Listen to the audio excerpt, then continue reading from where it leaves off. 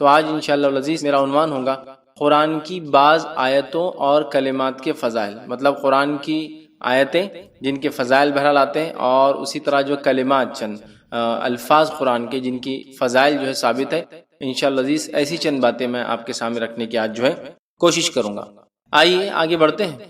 اور ہم نے دیکھا قرآن جو ہے یہ اللہ تعالیٰ کا کلام ہے، ٹھیک، اور اللہ رب العزت نے اپنے آخری نبی محمد صلی اللہ علیہ وسلم پہ اس کو نازل کیا۔ اس قرآن کے اندر اللہ رب العزت نے مومنوں کے لیے شفا رکھی ہے، بہت سارے فائدے رکھے ہیں اس دنیا کے اور آخرت کے، یاد رکھیے۔ یقیناً قرآن کے تمام فضائل کیا ہے وہ تو دیکھنا یا سمجھنا ناممکن جیسی بات ہے، لیکن وہ باتیں جو واضح ہے، یا وہ بعض باتیں جو مشہور اور معروف ہے، یا وہ بعض باتیں جو اللہ رب العزت نے مناسب سمجھی انسانیت کو بتائے، وہ تمام باتیں انشاءاللہ عزیز ہمارے سامنے حدیث کے ذریعے موجود ہے، پہنچی ہیں۔ اسی میں سے چند احادیث اور قرآنی چند آیتوں کو آپ کے سامنے رکھوں گا کہ قرآن کے صورتوں کے تو ہم دیکھ چکے تھے، پوری صورتیں پڑھنے کے کیا فضائل ہیں، لیکن ایسی بعض آیتیں جن کے پڑھنے کے فضائل جو ہے ہمیں ملتے ہیں، یا بعض کلمات، مطلب پوری آیت تو نہیں لیکن کچھ اس کا ایک جملہ یا کچھ کلمہ ہے جس کے تعلق سے حدیث میں وضاحت آتی ہے کہ اس کلمے کا یہ فائدہ ہے، یہ چیز ہوں گی، وہ میں آج آپ کے سامنے رکھوں گا۔ تو آئیے اپنی بات کو ہم شروع کرتے ہیں، اور ہم بسم اللہ سے اس چیز کو شروع کریں گے۔ حالانکہ بسم اللہ قرآن کی آیت کے اعتبار سے بہت بعد میں آتا ہے، لیکن چونکہ ہم بسم اللہ سے ہی قرآن کی سوروں کی ابتدا کرتے ہیں اور قرآن کو پڑھنا شروع کرتے ہیں، اور اسی کے ساتھ ساتھ دنیا کے تقریباً کم و بیش تمام کاموں کو بسم اللہ کے ساتھ شروع کرتے ہیں، تو ہم پہلے قرآن کی، چونکہ بسم اللہ آیت بھی ہے، یاد رکھیے۔ سورہ نمل کے اندر آپ دیکھ سکتے ہیں کہ سلیمان علیہ السلام نے جب سبا کی رانی کو خط لکھا، لیٹر لکھا، تو پھر اس کے اندر بسم اللہ الرحمن الرحیم سے انہوں نے شروعات کی۔ قرآن کے اندر جو ہے بسم اللہ ایک آیت کی شکل میں بھی ہے، اور اکثر صورتوں کی ابتدا میں بسم اللہ پڑھا جاتا ہے، یاد رکھیے۔ تو بسم اللہ سے انشاءاللہ العزیز ہم بات کو اپنی شروع کریں گے۔ تو آئیے سب سے پہلی چیز جو ہے بسم اللہ، ویسے سورۃ الفاتحہ بہرحال اس کا ایک حصہ بھی ہے، اور اس کے ساتھ ساتھ سورہ نمل جو ہے اس کا بھی بہرحال ایک حصہ ہے۔ بسم اللہ کے تعلق سے یاد رکھیے اس کے اتنے فضائل ہیں کہ میں سمجھتا ہوں قرآن کی بعض آیتوں کے فضائل میں سے آدھے فضائل تو اسی کے ہم دیکھ سکتے ہیں، چونکہ قرآن کی ہر آیت کی فضیلت اور ہر جملہ یا لفظ کی فضیلت تو نہیں ملتی ہے، لیکن جو ملتی ہے ان میں سے بسم اللہ کی بہت زیادہ فضیلت ملتی ہے۔ آئیے چند باتیں ہم دیکھتے ہیں۔ نبی اکرم صلی اللہ علیہ وسلم نے بسم اللہ کے تعلق سے بیان کیا، اس میں سے ایک جو ابن ماجہ کی روایت ہے۔ آپ صلی اللہ علیہ وسلم فرماتے اور کہتے ہیں کہ جس کھانے کو بسم اللہ الرحمن الرحیم پڑھ کر جو ہے کھایا جائے، اس میں برکت پڑ جاتی ہے، مطلب کھاتے وقت انسان بسم اللہ الرحمن الرحیم پڑھ کر کھائے تو اس کھانے میں اللہ تعالیٰ برکت دے دیتا ہے۔ ابن ماجہ کی روایت ہے۔ اور وحشی رضی اللہ عنہ فرمایا، اللہ کے رسول صلی اللہ علیہ وسلم، ہم کھانا کھاتے ہیں لیکن سیر نہیں ہوتے، کھانا تو کھاتے ہیں لیکن سیر نہیں ہوتے، مطلب مطمئن نہیں ہوتے کھانے کے بعد۔ تو آپ صلی اللہ علیہ وسلم ارشاد فرمایا، شاید تم لوگ الگ الگ کھانا کھاتے ہو، مطلب تم لوگ الگ الگ بیٹھ کر کھاتے ہو۔ تو کہاں ایسے ہی ہوتا ہے؟ تو انہوں نے غرض کیا، ہاں یا رسول اللہ صلی اللہ علیہ وسلم، ہم الگ الگ کھاتے۔ تو آپ صلی اللہ علیہ وسلم نے فرمایا اور کہا، کھانا اکٹھے کھایا کرو، مطلب کھانا کھاتے وقت ساتھ مل کر کھایا کرو، اور اس پر اللہ کا نام لیا کرو، اور اس کھانے پر اللہ کا نام بسم اللہ الرحمن الرحیم پڑھا کرو، تو تمہارے کھانے میں برکت ڈال دی جائیں گی، تو تمہارے کھانے میں برکت ڈال دی جاتی ہے۔ تو لہٰذا ہم اگر کھانا کھاتے ہیں تو کوشش کریں کہ ساتھ کھائیں، مل کر کھائیں، اور مل کر کھانے کے ساتھ ساتھ جو ہے جب بسم اللہ پڑھیں گے ہم تو اللہ تعالیٰ برکت ڈال دیں گا، اور ہم جب کھائیں گے تو سیر ہو کر، مطلب مطمئن ہوں گے کھانے کے بعد۔ ورنہ بہت سارے لوگ ہم دیکھتے ہیں کبھی کھانے سے مطمئن نہیں ہوتے، اس لیے کہ ہمیشہ بھوکے رہتے ہیں۔ وہ اس لیے کہ نہ تو ساتھ کھاتے ہیں، بلکہ آج کل کا سسٹم تو یہ الگ الگ کھاؤ، اس لیے کہ پتہ نہیں اس کی کتنی بیماریاں مجھے لگ سکتی ہے نا۔ ٹھیک ہے، کچھ بیماریاں ہیں جو لگ سکتی ہے، لیکن وہ بھی اللہ کے حکم سے لگیں گی نا۔ ہر بیماری کے تعلق سے سائنس نہیں کہتی لگ جاتی ہے، ہاں کچھ ہے جو لگتی ہے، کنٹیجس ڈیسیز جو ایک دوسرے کو لگتی ہے، لیکن وہ بھی ہمارا عقیدہ ہے، اللہ جس کو دینا چاہتا ہے دیتا ہے۔ احتیاطی تدابیر اپنی جگہ ضروری ہے۔ نبی اکرم صلی اللہ علیہ وسلم نے خارشی اونٹ کو بغیر خارش، کھجلی والے اونٹوں کو بغیر کھجلی والے اونٹوں کے باڑے سے الگ رکھا۔ یہ تو احتیاطی تدابیر ہے، لیکن اس کے باوجود عقیدہ یہ تھا کہ بیماری دینے والا اللہ ہے، یاد رکھے۔ تو ساتھ کھانے کے بڑے فضائل یاد رکھے۔ نبی اکرم صلی اللہ علیہ وسلم صحابہ کے تعلق سے آتا ہے ایک ہی برتن میں کھایا کرتے تھے، اس کے بڑے فضائل، ٹھیک ہے۔ تو ساتھ کھانے کے فضائل ہے، اور بسم اللہ پڑھنے سے برکت ڈال دی جاتی ہے۔ اسی طرح بسم اللہ کی فضائل میں سے ایک فضیلت یہ ہے کہ نبی اکرم صلی اللہ علیہ وسلم نے ابو داؤد کی روایت فرمایا کہ جس نے کھانے سے قبل بسم اللہ نہ پڑھی جائے، اس کھانے میں شیطان بھی شریک ہو جاتا ہے۔ اور حدیث کے الفاظ دیکھیے، حذیفہ رضی اللہ عنہ کہتے ہیں کہ رسول اللہ صلی اللہ علیہ وسلم نے فرمایا، جس کھانے پر بسم اللہ پڑھی نہ جائے اس کھانے پر شیطان کو اختیار حاصل ہو جاتا ہے۔ مطلب انسان بسم اللہ نہ پڑھے کھانے کے وقت تو شیطان اس میں اختیار کر لیتا ہے، مطلب جس نے پڑھا جائے تو اس کا اختیار نہیں چلتا، یاد رکھیے۔ تو کھانے سے پہلے ہم ضرور بسم اللہ پڑھیں۔ اسی طرح جو ہے رات کو سونے سے قبل دروازہ بند کرنے سے پہلے بسم اللہ پڑھا جائے تو شیطان اس دروازے کو کھول نہیں سکتا۔ ٹھیک ہے، آئیے حدیث کے الفاظ سنیے۔ جابر رضی اللہ عنہ فرماتے اور کہتے رسول اللہ صلی اللہ علیہ وسلم نے فرمایا رات سونے سے قبل بسم اللہ پڑھ کر دروازہ جو ہے بند کیا کرو، کیونکہ بسم اللہ پڑھ کر بند کیے گئے دروازے شیطان کھول نہیں سکتا۔ رات کو سونے سے پہلے بسم اللہ پڑھ کر دروازے بند کیا کرو، جن دروازوں پر بسم اللہ پڑھ کے بند کیے جاتے ہیں اس پہ شیطان اس کو کھول نہیں سکتا۔ ایک روایت میں کہ شیطان چور کی مدد نہیں کر سکتا، مطلب جب بسم اللہ پڑھ کے دروازہ بند نہیں ہوتا تو شیطان کیا کرتا ہے، چور کی مدد کرتا ہے دروازہ کھولنے میں، اور جب بسم اللہ پڑھ کر بند کیا جاتا ہے تو شیطان چور کی مدد نہیں کر سکتا یا وہ خود دروازہ نہیں کھول سکتا۔ اسی طرح جو ہے بسم اللہ کے تعلق سے جو فضیلتیں آتی ہیں اس میں ایک فضیلت یہ ہے جو کام بسم اللہ پڑھ کر کیے جائیں وہ شیطان جنات کے شر اور فتنوں سے محفوظ رہتے ہیں۔ اسی طرح سونے سے پہلے گھر کے دروازے بند کرنے سے پہلے، روشنی بجھانے سے پہلے، برتن ڈھانپنے سے پہلے بسم اللہ پڑھنا چاہیے۔ دروازہ بند کرنا ہے، لائٹ روشنی بجھانا ہے، دیا بند کرنا ہے، برتن ڈھانکنا ہے، سب سے پہلے کیا پڑھنا ہے؟ بسم اللہ۔ میں اگر عام زبان میں آپ سے کہوں تو بسم اللہ ایک ایسی ماسٹر کی ہے، جب کوئی دعا یاد نہ ہو تو اللہ کے نام سے لگا دے کافی ہے، اللہ کے نام سے لگا دے۔ آئیے حدیث کے الفاظ سنیے۔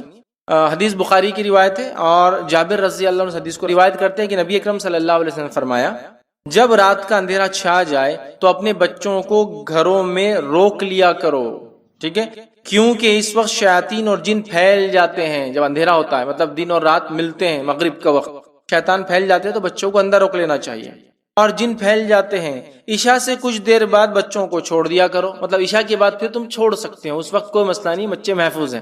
گھر کا دروازہ بسم اللہ پڑھ کر بند کرو، چراغ کو بسم اللہ کہہ کر بجھاؤ، پانی کے برتن کو بسم اللہ کہہ کر ڈھانپ دو اور دوسرے برتن بھی بسم اللہ کہہ کر ڈھانپو۔ اگر برتن ڈھانپنے کے لیے کوئی ڈھکن نہ ہو تو کوئی چیز آڑی رکھ دو، کوئی چیز آڑی رکھ دو، مطلب رات میں مغرب کے بعد بچوں کو اندر لے لینا چاہیے، عشاء کے بعد نکل سکتے ہو، کوئی مسئلہ نہیں انشاءاللہ۔ جب دروازہ بند کرے تو بسم اللہ پڑھ کر بند کرنا چاہیے، دیا بجھائے یا لائٹ بند کرے تو بسم اللہ پڑھ کر بند کرنا چاہیے۔ اسی طرح آپ فرما رہے پانی کا اگر کوئی برتن ڈھانکنا ہے تو بسم اللہ پڑھ کے ڈھانکنا چاہیے۔ اسی طرح آپ فرما رہے کوئی برتن کھلا ہو تو اسے ڈھانکو تو بسم اللہ کہہ کر ڈھانکو، اور اگر ڈھکن نہ ملے تو، کور نہ ملے تو کوئی چیز آڑی تو بھی رکھ دو کم از کم۔ یہ کیوں کہا آپ نے؟ پانی پہ ڈھانک دو، کھانے پہ ڈھانک دو، اور اگر ڈھکن نہ بھی رکھ سکو، ڈھکن پورا ڈھکتا ہے نا، کوئی بھی چیز آڑی مطلب پورا نہ بھی ڈھکے تھوڑا ڈھانک سکتے آپ۔ مثال کے طور پر پلیٹ نہیں ملی، ڈھکن نہیں ملا، اب جو چیز ہے برتن وہ آدھا ڈھک سکتا ہے تو اتنا ڈھک دو۔ اس لیے کہ حدیث میں الفاظ کیا معلوم؟ حدیث میں الفاظ ہے جب انسان کھانے کو رات میں کھلا چھوڑتا ہے تو اس میں بیماریاں نازل ہوتی ہیں۔ اب آپ کہیں گے بیماریاں نازل ہوتی ہے تو پھر پورا ڈھکن ڈھانپنے سے کیا اور آدھا ڈھانکنے سے بھی کیا؟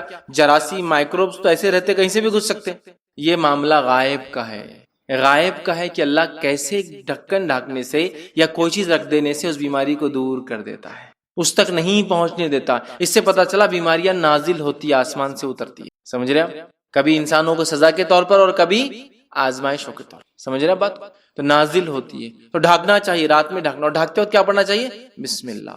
کوئی پوری چیز ڈھانکنے کو نہ ملے تو کم از کم جو ملے ڈھک دو، چاہے آدھا، پون، پاؤ، کچھ تو بھی ڈھک جائے، اس لیے کہ جب کوئی چیز ڈھکی ہوتی ہے تو بیماری نازل نہیں ہوتی، نازل ہوتی ہے اللہ کی طرف سے ہوتی ہے۔ یہ کیسے ہوتا ہے واللہ عالم، یہ غائب کا معاملہ ہے، لیکن حدیث میں آ گیا، ہم نے مان لیا اس کو۔ تو آپ کچھ بھی کرنا ہے، دروازہ بند کر رہے بسم اللہ، کھانا کھا رہے بسم اللہ، ہاں، لائٹ بند کر رہے بسم اللہ، چراغ بجھا رہے بسم اللہ، کھانے پہ ڈھانپ رہے بسم اللہ، پانی پہ ڈھانک رہے بسم اللہ، ہے نا؟ آپ دیکھیے، اور بسم اللہ اور بسم اللہ الرحمن الرحیم دونوں بھی پڑھ سکتے، کوئی مسئلہ نہیں، مطلب یاد رکھ، بسم اللہ کہہ کر بھی کر سکتے، بسم اللہ الرحمن الرحیم بھی پڑھ سکتے۔ علماء کے دونوں اقوال ہیں اس معاملے میں، مطلب اس سمجھ جو علماء کی دونوں ہے کہ دونوں بھی کیا جا سکتا ہے، چونکہ اکثر بسم اللہ آتا ہے تو کچھ نے کہا صرف بسم اللہ پڑھنا ہے، اور کچھ نے کہا بسم اللہ آتا ہے مطلب بسم اللہ الرحمن الرحیم پورا پڑھنا ہے۔ جیسا قل اللہ احد پڑھ لیا کرو، مطلب قل اللہ احد اللہ الصمد لم یلد ولم یولد ولم یکن لہ کفوا احد، پورا سورہ مراد ہے۔ گھر سے نکلتے وقت بسم اللہ پڑھنے والے کی رہنمائی کی جاتی ہے، گھر سے نکلتے وقت بسم اللہ پڑھنے والے سے شیطان الگ ہو جاتا ہے۔ گھر سے نکل رہے تو بھی کیا پڑھ کے نکلیں گے؟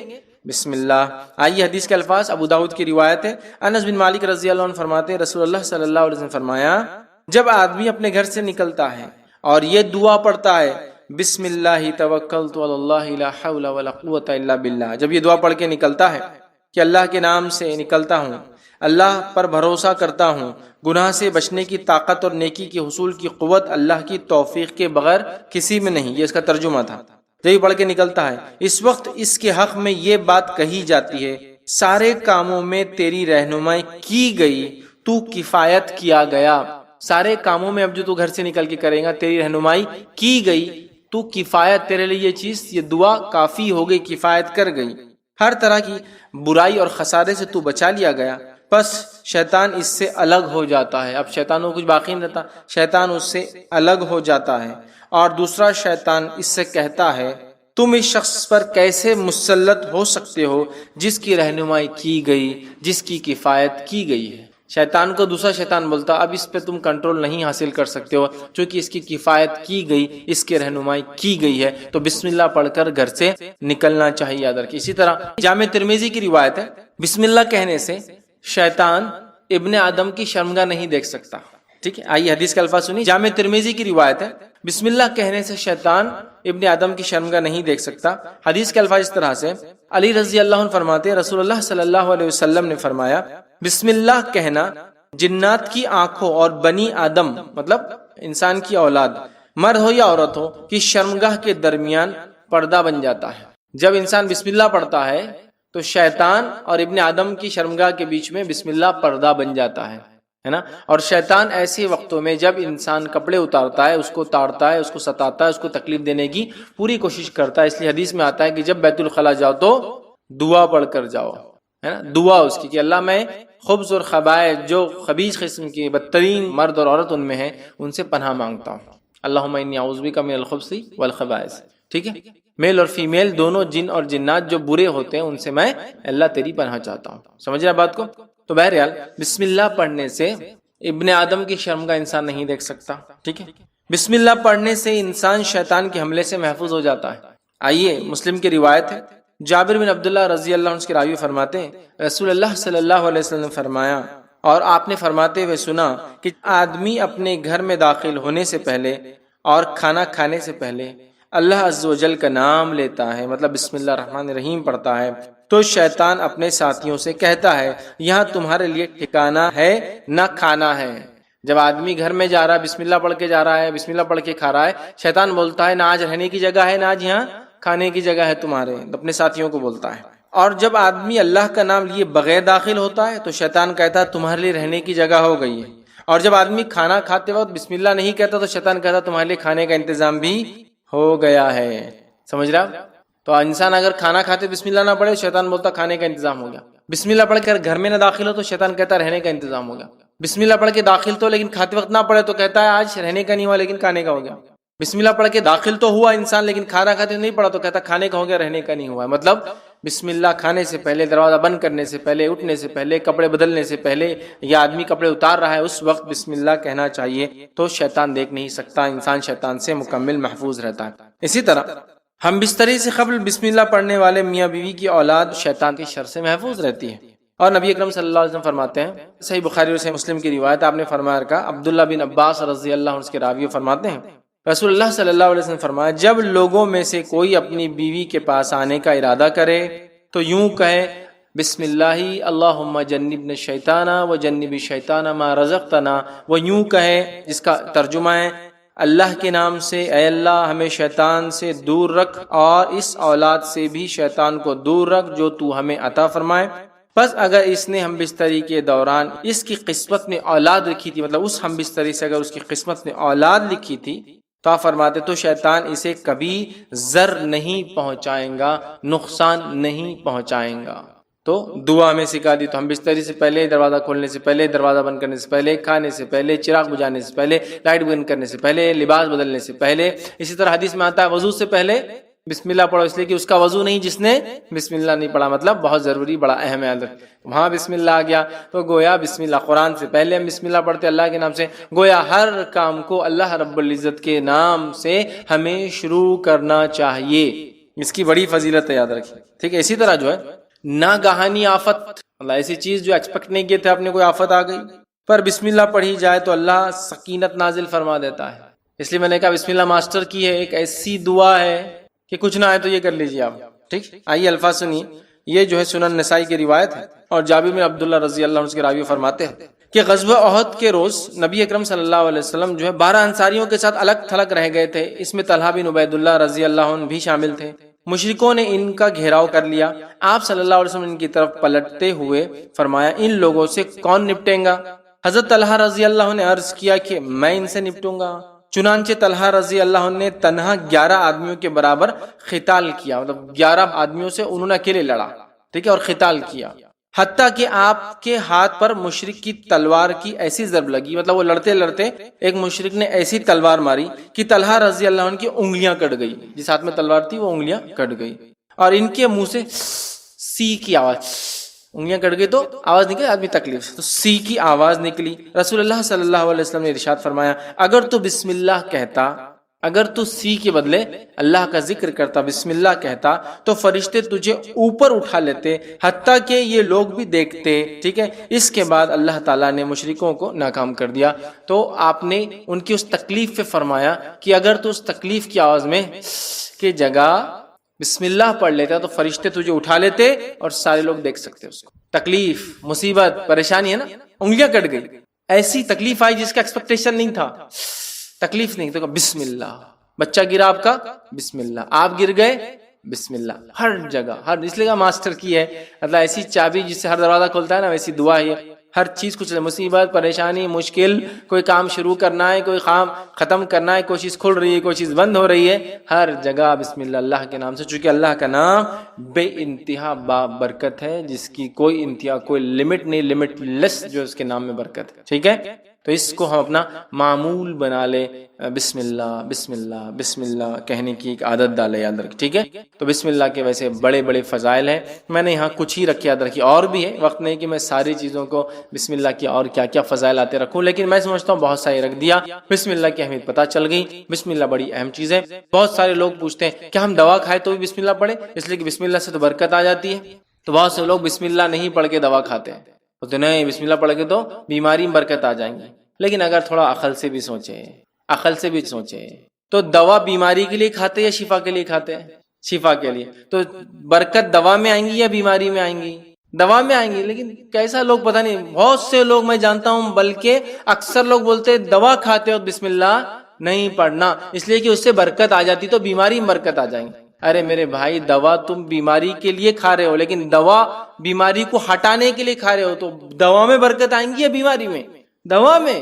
تو پتہ نہیں لوگ اتنے انتہائی پیدل کیسے ہوتے ہیں اور ایسی کیسی بےخوفیاں کرتے ہیں، اور شریعت میں اپنے دماغ ہر چیز کھاؤ تو بسم اللہ، ہر چیز پیو تو بسم اللہ، تو دوا بھی کھاتے ہو تو بیماری کے اگینسٹ کھاتے ہو، بیماری کے رد میں کھاتے ہو، بیماری ختم کرنے کھاتے ہو، تو بیماری میں کیسے برکت ہوں گی؟ دوا میں جب بسم اللہ پڑھا جائے گا تو دوا میں اللہ شفا میں برکت دیں گا، بیماری کو ختم کریں گا۔ عجیب و غریب لوگ کرتے ہیں، تو بہرحال دوا کھاتے وقت بھی بسم اللہ پڑھنا ہے، سمجھا؟ اس لیے کہ اللہ کا نام بے انتہا بابرکت ہے، اور ہو سکتا ہے بڑی معمولی دوا بھی اللہ کے نام سے کھائی جائے تو انسان شفایاب ہو جائے، چونکہ رب کا نام لیا، اور بڑی بھاری دوا بھی کھا لے، رب کا نام نہ لیا تو شفا نہ نصیب ہو، کبھی ہوتا ہے ایسا، ٹھیک ہے۔ بسم اللہ کو اپنا ہم معمول بنا لے ہر کام سے پہلے۔ جب بڑوں کو بچے بسم اللہ پڑھتے ہوئے دیکھیں گے تو انشاءاللہ وہ بھی اس کے عادی ہو جائیں گے۔ چلیے آگے بڑھتے ہیں، دوسری جو ہے آیت کی طرف چلتے ہیں، کہ دوسری وہ آیت جس کی فضیلت ہے وہ ہے سورہ بقرہ سورہ نمبر 2 کی آیت نمبر 156 کا ایک حصہ، جس میں اللہ نے فرمایا اِنَّ لِلَّهِ وَإِنَّ إِلَيْهِ راجعون۔ پوری تفصیلات بہرحال آپ جانتے ہیں۔ اللہ رب العزت قرآن کے اندر جو ہے یہ بڑی مشہور اور معروف آیت ہے، 155 156 157 سورہ بقرہ کی، ٹھیک ہے۔ اس میں وبشر الصابرین، اور اللہ فرماتا ہے صبر کرنے والوں کو بشارت دے دو، الذین اذا اصابتهم مصیبۃ قالوا انا للہ وانا الیہ راجعون، کہ ان لوگوں کو خوشخبری سنا دو جب ان پہ کوئی مصیبت یا پریشانی آتی ہے تو وہ کیا کہتے ہیں؟ ہم اللہ کی طرف سے آئے ہیں اور اللہ کی طرف لوٹ کر ہمیں جانا ہے۔ اولئک علیہم صلوات من ربہم ورحمہ، انہی کے لیے اپنے رب کے طرف سے جو ہے صلوات ہے، درود ہے، اور ان کے لیے فضل ہے اور رحم ہے۔ وَأُولَئِكَ هُمُ الْمُهْتَدُونَ، اور یہی لوگ ہدایت یافتہ ہیں۔ تو اِنَّ لِلَّهِ وَإِنَّ إِلَيْهِ راجعون کی بڑی بڑی فضیلت ہے۔ یہ ہر چیز کے گمنے پر، ہر چیز کے کھونے پر، کسی چیز کے چلے جانے پر، کسی چیز کے نہ ملنے پر، ایسی چیز جس سے انسان کو ایسا نقصان ہو، کسی نقصان کے لیے یہ تمام چیزوں کے لیے پڑھی جاتی ہے۔ یہ کوئی پرٹیکولر دعا نہیں کہ کوئی مر جائے تو اس کو پڑھا جائے، اس لیے کہ ہوتا ہے ہمارے پاس، ہمارے ہندوستان کے ماحول میں ہم دیکھتے ہیں علم کی کمی کی بنیاد پر لوگ صرف کوئی مرتا ہے تو یہ جملہ پڑھتے انا للہ و انا الیہ راجعون، اس کے علاوہ یہ جملہ کبھی پڑھا نہیں جاتا ہے نا۔ اور اگر کوئی بولے کہ وہ صاحب بیمار ہو گئے اور بولے انا للہ و انا الیہ راجعون، تو بولتے پاگل ہو گئے کیا، مرا تھوڑی ابھی وہ زندہ ہے، تم تو یار ابھی سے وہ کر رہے، تم تو وارث بھی نہیں ہے، تم کو کیا فائدہ ہو رہا اس کے مرنے سے۔ ارے بھائی صحت چلے گئی، بیماری آ گئی، چونکہ صحت چلی گئی انا للہ و انا الیہ راجعون، چیز گم گئی انا للہ و انا الیہ راجعون، چیز نہیں مل رہی انا للہ و انا الیہ راجعون، کوئی نقصان ہوگا انا للہ و انا الیہ راجعون، ہم اللہ کی طرف سے آئے ہیں اور ہمیں لوٹ کر اللہ کی طرف ہی جانا ہے۔ سمجھ رہے آپ؟ یہ بڑی اہم چیز ہے، بہت اہم چیز، لیکن ہم اتنی معمولی چیز کو نہیں سمجھ پاتے۔ اللہ ہم پہ رحم کرے۔ انا للہ و انا الیہ راجعون کا اپنا معمول بنا لیں۔ کوئی مصیبت، کوئی پریشانی، کوئی بیماری، کوئی تکلیف، کوئی چیز کھونا، کوئی چیز گمنا، کوئی چیز نہ ملنا، سب پہ پڑی ہے انا للہ و انا الیہ راجعون۔ کہ تو اللہ نے کہا فرمایا وبشر الصابرین، صبر کرنے والے کو بشارت دے دو۔ اب جن جن چیزوں پر صبر ہوتا ہے ان چیزوں پر انا للہ و انا الیہ راجعون پڑھا جا سکتا ہے۔ صبر کرنے والوں کو بشارت دے دو کہ یہ کیا کرتے ہیں، الذین اذا اصابتهم مصیبت، جب ان پہ کوئی مصیبت پریشانی آتی ہے تو کہتے ہیں انا للہ و انا الیہ راجعون۔ یہ نہیں کہا جب ان کے گھر میں کوئی موت ہوتی ہے تو کہتے ہیں انا للہ و انا الیہ راجعون۔ کوئی مصیبت، کوئی پریشانی آئی تو کیا پڑھیے، انا للہ و انا الیہ راجعون۔ کہ تو ایسے ہی لوگوں کو خوشخبری ہے فبشر الصابرین، تو ایسے صبر کرنے والوں کو بشارت دے دو جو مصیبت آتی ہے تو کہتے ہیں ہم اللہ کی طرف سے آئے تھے اور اللہ کی طرف لوٹ کر ہمیں جانا ہے۔ اس کو ہم عام کر دیں، یاد رکھیے بڑی اہم چیز ہے۔ صحیح مسلم کی روایت ہے، ام سلمہ رضی اللہ عنہا فرماتی اور کہتی ہے کہ میں نے رسول اللہ صلی اللہ علیہ وسلم فرماتے ہوئے سنا۔ کب فرماتے ہوئے سنا؟ جب اللہ کے رسول صلی اللہ علیہ وسلم ان کے شوہر کا انتقال، ابو سلمہ کا انتقال ہوتا ہے، آپ صلی اللہ علیہ وسلم گھر پہنچتے ہیں، ابو سلمہ کی آنکھیں کھلی ہے، انتقال ہو چکا ہے، نبی اکرم صلی اللہ علیہ وسلم آنکھوں کو بند کرتے ہیں اور بند کر کے کہتے ہیں کہ جب انسان مر جاتا ہے روح نکلتی ہے، پیر سے شروع ہوتی ہے نا، جب نکل جاتی ہے تو آنکھیں اس کا پیچھا کرتی ہے، اس کو دیکھتی ہے، لہٰذا انتقال کے بعد آنکھیں بند کر دینی چاہیے۔ تو آپ نے بند کیا اور فرمایا جب کسی مسلمان کو مصیبت پہنچتی، پھر دیکھیے حدیث میں جب کسی مسلمان کا کوئی مرتا ہی نہیں کہا، جب کسی مسلمان کو کوئی مصیبت، پریشانی، تکلیف، دکھ، ڈپریشن، کچھ بھی ہو، گم گئی کوئی چیز، نہیں مل رہی کوئی چیز، کھو گئی کوئی چیز، سمجھ رہے آپ، مصیبت پہنچتی ہے اور وہ اللہ عز و جل کے حکم کردہ کلمات، وہ اللہ عز و جل کی حکم کردہ جس کا حکم اللہ نے دیا فبشر الصابرین، صبر کرنے والوں کو بشارت دے دو، ٹھیک ہے، الذین اذا اصابتهم مصیبت، جب ان پہ کوئی مصیبت آتی ہے تو کیا کرتے ہیں انا للہ و انا الیہ راجعون، کوئی مصیبت پہنچتی ہے تو اللہ عز و جل کے حکم کردہ کلمات کو ادا کرتا ہے، انا للہ و انا الیہ راجعون، یہ کلمات ادا کرتا ہے اور پھر کہتا ہے اللہم اجرنی فی مصیبتی واخلف لی خیرا منها، اے اللہ جو مصیبت مجھ پر آئی ہے اس کا مجھے بہترین بدلہ عطا فرما، بہترین بدل عطا فرما۔ تو یہ جب پڑھتا ہے کوئی شخص، جس کا ترجمہ دیکھیے اس کا پڑھتا، ہم اللہ کے لیے ہیں اور ہم اسی کی طرف پلٹ کر جائیں گے، یا اللہ مجھے اس مصیبت کا بدلہ اور ثواب عطا فرما اور اس سے بہتر عطا فرما، کہے تو اللہ تعالیٰ اس سے بہتر چیز عطا فرما دیتا ہے۔ جب کوئی مصیبت ہو جائے اور کوئی کہے انا للہ و انا الیہ راجعون تو اللہ تعالیٰ کوئی بہتر چیز اسے عطا کر دیتا ہے۔ سمجھ رہے بات کو؟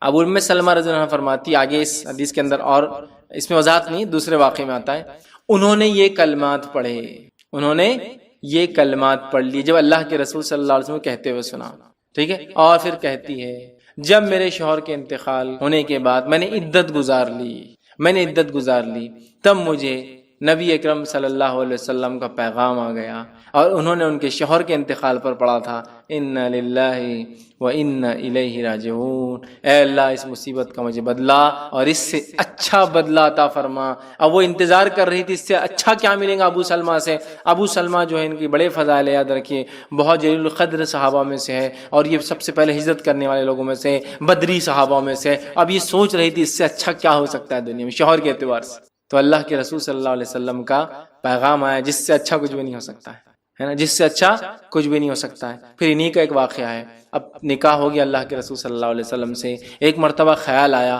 ابو سلمہ بھی مسلمان، بڑے جلیل القدر صحابی، اللہ کے رسول صلی اللہ علیہ وسلم تو نبی، اب میں جنت میں جاؤں گی تو کس شوہر کے ساتھ رہوں گی، دونوں مسلمان۔ تو ایک خیال آیا لیکن شرم آئی پوچھنے کو، جھجک ہوئی، تو ایک مرتبہ ایسا پوچھا اللہ کے رسول اگر ایک خاتون کے ایک سے زیادہ شوہر رہے ہو اور سب ایمان والے رہے ہو تو جنت میں کس کے ساتھ رہیں گی؟ سمجھ رہے؟ تو اللہ کے رسول صلی اللہ علیہ وسلم فرمایا جس کے اخلاق اچھے ہوں گے وہ اس کے ساتھ رہیں گے۔ تو ان کو بڑا تعجب ہوا، اخلاق؟ تو کہا ہاں اخلاق بڑی اہم چیز ہے، اچھے اخلاق ہوں گے، ٹھیک ہے۔ تو اب یہ مطمئن ہو گئے کہ یہ کس کے ساتھ رہیں گی؟ اللہ کے رسول صلی اللہ علیہ وسلم کے ساتھ، سمجھ رہا؟ تو پھر ان للہ و انا الیہ راجعون، یہ بڑا اہم کلمہ ہے، بڑا اہم جملہ ہے، بڑی اہم چیز ہے۔ ہر مصیبت، تکلیف، پریشانی، کوئی چیز کھو جائے، کوئی مر جائے، کوئی چیز نہ ملے، کوئی نقصان ہو جائے، کچھ بھی ہو، اینی تھنگ، کوئی بھی چیز جس کو مصیبت میں آپ شامل کرو یا جس پہ آپ کو صبر کرنا پڑے، تب کیا پڑھ لو؟ ان للہ و انا الیہ راجعون۔ کوئی چیز چوری ہو گئی، ان للہ و انا الیہ راجعون۔ کوئی چیز نہیں مل رہی، ان للہ و انا الیہ راجعون۔ کوئی چیز گم گئی، ان للہ و انا الیہ راجعون۔ کوئی مر گیا، ان للہ و انا الیہ راجعون۔ کوئی بیمار ہو گیا، ان للہ و انا الیہ راجعون۔ سب کچھ بھی ہو سکتا، کچھ بھی ہو سکتا، ٹھیک ہے۔ تو بڑا افضل کلمہ ہے، یاد رکھیے، ٹھیک ہے۔ اس آیت کا حصہ تھا۔ اب آئیے اسی طرح سورہ بقرہ سورہ نمبر 2 آیت نمبر 163 163 کا جو آیت ہے، اس کی فضیلت میں بات جو آتی ہے، وَإِلَٰهُكُمْ إِلَٰهٌ وَاحِدٌ لَا إِلَٰهَ إِلَّا هُوَ الرَّحْمَٰنُ الرَّحِيمُ۔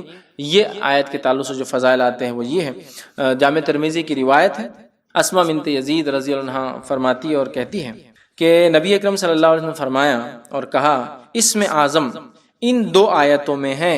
اسم اعظم اللہ تعالیٰ کے بڑے نام ان 2 آیتوں میں ہیں۔ پھر آپ نے پڑھا وَإِلَٰهُكُمْ إِلَٰهٌ وَاحِدٌ لَا إِلَٰهَ إِلَّا هُوَ الرَّحْمَٰنُ الرَّحِيمُ، ٹھیک ہے۔ اور تمہارا الہ تو بس ایک ہی ہے، اس کے علاوہ کوئی الہ معبود لائق عبادت کوئی نہیں، وہ بہت مہربان اور رحم کرنے والا ہے۔ پھر فرمایا، اور اس آیت میں 2 آیتوں میں ہے اسم اعظم۔ دوسری آیت کون سی؟ سورہ آل عمران کی آیت نمبر 1 اور 2 آپ نے فرمایا، اور سورہ آل عمران کی ابتدائی آیت یعنی الف لام میم اللہ لا الہ الا هو الحی القیوم، یہ آیت میں آپ نے فرمایا اسم اللہ کے اسم اعظم ہے، بڑے نام ہیں، یاد رکھ، ٹھیک ہے۔ اور اس کی فضیلت میں آتا ہے کہ اسم اعظم ان 2 آیتوں میں ہے، یہ 2 آیتوں کو پڑھنا چاہیے۔ اور ایک روایت میں اسم اعظم جس دعا میں لگا دی جائے اللہ اس دعا کو رد نہیں کرتا۔ الحی، القیوم، رحمان اور رحیم، ٹھیک ہے، یہ اسم اعظم ہے، یاد رکھیں۔ ان دونوں آیتوں میں اسم اعظم آتے اللہ کے، تو ایک میں آیا رحمان اور رحیم آیا، دوسری میں حی اور قیوم آیا، یاد رکھیں۔ اسی طرح ایک اور آیت کے تعلق سورہ بقرہ سورہ نمبر 2 آیت نمبر 201 کے تعلق سے آتا ہے، یاد رکھیے، جو بڑی مشہور اور معروف آیت ہے، ربنا آتنا فی الدنیا حسنۃ وفی الآخرۃ حسنۃ وقنا عذاب النار، اس کے تعلق سے آتا ہے۔ اور انس بن مالک رضی اللہ عنہ فرماتے اور کہتے ہیں، یہ متفق علیہ، صحیح بخاری اور صحیح مسلم کی روایت، آپ نے فرمایا رسول اکرم صلی اللہ علیہ وسلم کی اکثر دعا یہ ہوتی تھی، موسٹ آف دا ٹائم آپ یہ دعا کرتے تھے، کیا دعا؟ یا اللہ ہمیں دنیا میں بھلائی عطا فرما، ربنا آتنا فی الدنیا حسنۃ، اور آخرت میں بھی بھلائی عطا فرما، بالآخرۃ حسنۃ، اور ہمیں آنکھ کے عذاب سے بچا، وقنا عذاب النار۔ اکثر دعا نبی اکرم صلی اللہ علیہ وسلم کی یہ ہوا کرتی۔ ہمیں بھی چاہیے کہ ہم بہت زیادہ کثرت سے اس دعا کو کریں جس دعا کو ہمارے نبی جو ہے کثرت سے کیا کرتے تھے، ربنا آتنا فی الدنیا حسنۃ وفی الآخرۃ حسنۃ وقنا عذاب النار، دنیا کی خیر علم و عمل کے اعتبار سے، آخرت کی خیر جنت کے اعتبار سے، جہنم سے نجات، آنکھ کے عذاب سے نجات۔ تو یہ بڑی اہم دعا ہے، یاد رکھیے۔ اسی طرح سورہ بقرہ سورہ نمبر 2 آیت نمبر 255 آیت الکرسی جس کو ہم کہتے ہیں، آیت الکرسی کی بھی بڑی فضیلت ہے، یاد رکھیے، بہت بہت بہت بہت بہت بہت بہت زیادہ فضیلت ہے، اس کی کوئی انتہا نہیں۔ میں سمجھتا ہوں پورے فضائل میں رکھ بھی نہیں پاؤں گا، مختصری رکھوں گا، سب بسم اللہ کی مختصر رکھا، اس کی مختصری رکھوں گا۔ آیت الکرسی قرآن مجید کی تمام آیتوں میں اعلیٰ اور افضل ہے۔ آیت الکرسی قرآن مجید کی تمام آیتوں میں اعلیٰ اور افضل ہے، بہت بڑی فضیلت ہے۔ آئیے صحیح مسلم کی روایت ہے، ابی بن کعب رضی اللہ عنہ فرماتے اور کہتے ہیں، رسول اللہ صلی اللہ علیہ وسلم نے فرمایا، کیا تجھے معلوم ہے کہ کتاب اللہ میں سے تمہارے پاس کون سی آیت سب سے افضل ہے؟ کیا تمہیں معلوم ہے کہ کتاب اللہ میں سے کون سی آیت سب سے افضل ہے؟ تو میں نے عرض کیا، اللہ اور اس کے رسول ہی بہتر جانتے ہیں، مجھے تو نہیں پتا۔ آپ صلی اللہ علیہ وسلم نے دوبارہ فرمایا کہ کیا تجھے معلوم ہے کتاب اللہ میں سے تمہارے پاس کون سی آیت سب سے افضل ہے؟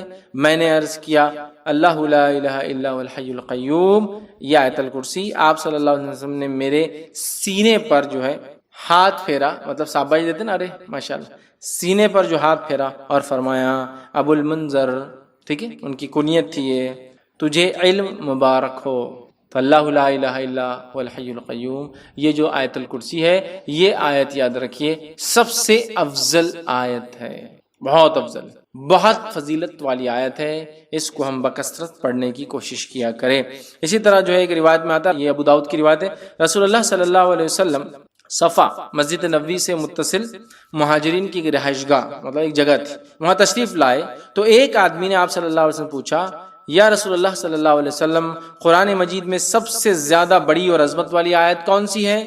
آپ صلی اللہ علیہ وسلم فرمایا، اللہ لا الہ الا هو الحی القیوم، آیت الکرسی آپ نے بیان کی۔ یہ سب سے فضیلت والی، عظمت والی بڑی آیت ہے، یاد رکھیں۔ اسی طرح سونے سے پہلے آیت الکرسی پڑھنے والے کے لیے اللہ تعالیٰ کی طرف سے ایک فرشتہ مقرر کیا جاتا ہے جو چوری، ڈاکہ اور دیگر نقصانات سے اس کی حفاظت کرتا ہے، نیز شیطان کی بری حرکتوں مثلاً وساوس، جادو، اسی طرح اس کی آصف زدگی اور اس کے خوف سے بھی انسان محفوظ رہتا ہے۔ اتنے سارے فائدے ہیں۔ یقیناً یہ روایت ابو ہریرہ رضی اللہ عنہ کی بڑی مشہور اور معروف روایت ہے، صحیح مسلم میں اور دیگر کتب میں آتی ہے۔ میں اب پوری تفصیلات نہیں رکھتا ہوں، بس مختصر آپ کو واقعہ، چونکہ حدیث بہت لمبی ہے۔ ہوا یہ کہ ابو ہریرہ رضی اللہ عنہ کو آپ نے جو زکوٰۃ کی کھجوریں تھی اس کے اوپر جو اپوائنٹ کیا، آپ وہاں تھے، رات میں ایک شخص آیا، کھجوریں چرا رہا تھا، آپ نے پکڑا، کہا اللہ کے رسول صلی اللہ علیہ وسلم کے پیش کروں گا۔ اس نے کہا کہ میرے بیوی بچے بڑے بھوکے پیاسے تھے، میں مجبور تھا اس لیے لے جا رہا ہوں، میں کل نہیں آؤں گا۔ کہا ٹھیک ہے، کل نہیں آنا، چھوڑ دیا۔ صبح ہوئی، اللہ کے رسول صلی اللہ علیہ وسلم سے کہا اللہ کے رسول ایک شخص آیا تھا، کھجور چرا رہا تھا، میں نے پکڑا، پھر کہا بیوی بچے میں نے چھوڑ دیا۔ اللہ کے رسول صلی اللہ علیہ وسلم فرمایا آج پھر آئیں گا وہ؟ یہ کہتے جب اللہ کے رسول صلی اللہ علیہ وسلم کہہ دیا آج آئیں گا تو میں تو اب تیار ہو گئی، آج تو نہیں چھوڑوں گا۔ پھر آیا وہ کھجوریں چرا رہا تھا، آپ نے پکڑا، کہا آج تو اللہ کے رسول صلی اللہ علیہ وسلم بارگاہ میں حاضر کروں گا اور تم کو، کیونکہ تم کھجور چرائے تھے زکوٰۃ کے۔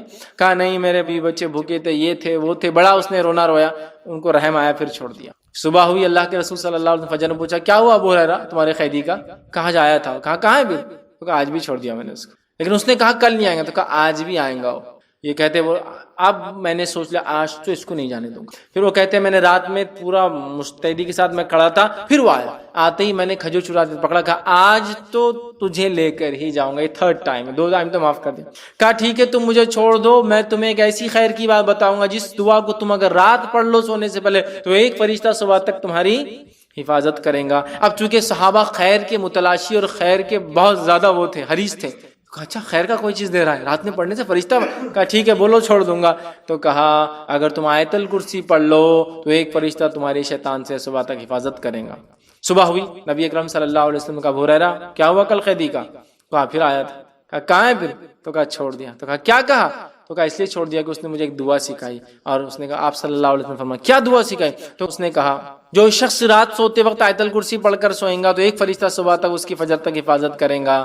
ابو ہریرہ یہ بات اس نے سچ کہی، حالانکہ وہ اکثر جھوٹ ہی بولتا ہے۔ کیا تم جانتے ہو وہ کون تھا جو تمہارے پاس 3 دن سے قید میں آ رہا تھا، پکڑا جا رہا تھا؟ تو کہا اللہ اور اس کے رسول ہی بہتر جانتے ہیں۔ تو کہا وہ شیطان تھا۔ کون تھا؟ وہ شیطان تھا، ٹھیک ہے، لیکن اس نے یہ بات سچ کہی، ٹھیک ہے، یہ بات سچ کہی، تو یہاں بھی پتہ چلا۔ اسی طرح ہر فرض نماز کے بعد آیت الکرسی پڑھنا جنت میں جانے کا باعث ہے۔ پتہ چلا جن شیطان سے محفوظ رہتا ہے ایک فرشتہ حفاظت کرتا ہے۔ اسی طرح ایک فضیلت اور آتی ہے، ہر نماز کی بات پڑھنے سے کیا ہوتا ہے؟ جنت میں جانے کا باعث ہوتا ہے۔ حدیث کے الفاظ سنیے آپ کس طرح سے، اور یہ امام نسائی نے جو اپنی کتاب جو عمل الیوم واللیل کے اندر دن اور رات کے اعمال کے اندر نقل کیا، اور وہ فرماتے ابو امامہ رضی اللہ عنہ فرماتے اور کہتے ہیں کہ اللہ کے رسول صلی اللہ علیہ وسلم فرمایا جس نے ہر فرض نماز کے بعد آیت الکرسی پڑھی اس کے اور جنت کے داخل ہونے کے درمیان موت کے علاوہ کوئی رکاوٹ نہیں ہے، مر جائے تو سیدھا جنت میں جائیں گا۔ لیکن یہ آیت الکرسی پڑھنا ہے، آیت الکرسی کو سر پہ ہاتھ رکھ کے پڑھنا لفظ نہیں ہے۔ بہت سے لوگ آیت الکرسی پڑھتے ہیں لیکن ہاتھ رکھتے ہیں سر پر، پیشانی، پھر ہاتھ کو زمین پہ رکھتے ہیں کبھی، یا ہاتھ کو یوں رکھتے ہیں، پتہ نہیں کیا اس کی وجہ ہے، اور پھر پڑھتے ہیں۔ یہ ثابت نہیں ہے، لیکن آیت الکرسی پڑھنا ثابت ہے، یاد رکھیں، ٹھیک ہے۔ یہ بڑی افضل، بڑی برکت، فضیلت، قدر اور منزلت والی آیت ہے، جس کو آیت الکرسی سورہ بقرہ سورہ نمبر 2 کی آیت نمبر 255 نمبر ہے اس کا۔ اچھا چلیے آگے بڑھتے ہیں۔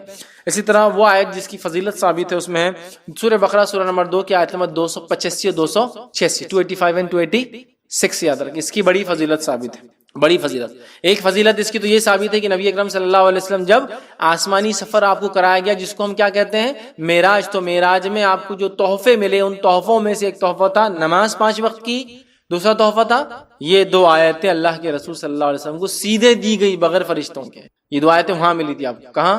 معراج، ٹھیک۔ بہرحال سورۃ البقرہ کی آخری دو آیتوں کی فضیلت یاد رکھیے، رات سونے سے پہلے سورہ بقرہ کی آخری دو آیتیں پڑھنے والا ہر آفت سے محفوظ رہتا ہے، ہر آفت سے محفوظ رہتا ہے۔ بخاری کی روایت ہے، ابو مسعود رضی اللہ عنہ فرماتے اور کہتے ہیں نبی اکرم صلی اللہ علیہ وسلم فرمایا، جس نے رات کے وقت سونے سے پہلے سورۃ البقرہ کی آخری دو آیتیں پڑھ لی وہ اس کے لیے کافی ہوں گی، وہ اس کے لیے کافی ہو جائیں گے۔ دوسری روایت میں فرمایا آپ نے، سورہ بقرہ کی آخری دو آیتیں جادو کا اثر ختم کرنے کی زبردست تاثیر رکھتی ہے۔ اسی طرح فرمایا جس گھر میں مسلسل 3 راتوں تک سورہ بقرہ کی آخری دو آیتیں پڑھی جائے شیطان اس گھر سے جو ہے بھاگ جاتا ہے یا اس کے قریب نہیں آتا ہے۔ حدیث کے الفاظ سنیے، جامع ترمذی کی روایت ہے، نعمان بن بشیر رضی اللہ عنہ فرماتے ہیں رسول اللہ صلی اللہ علیہ وسلم فرمایا، اللہ تعالیٰ نے زمین و آسمان کی تخلیق سے 2000 سال پہلے ایک کتاب لکھی اور اس میں سے 2 آیت اتاری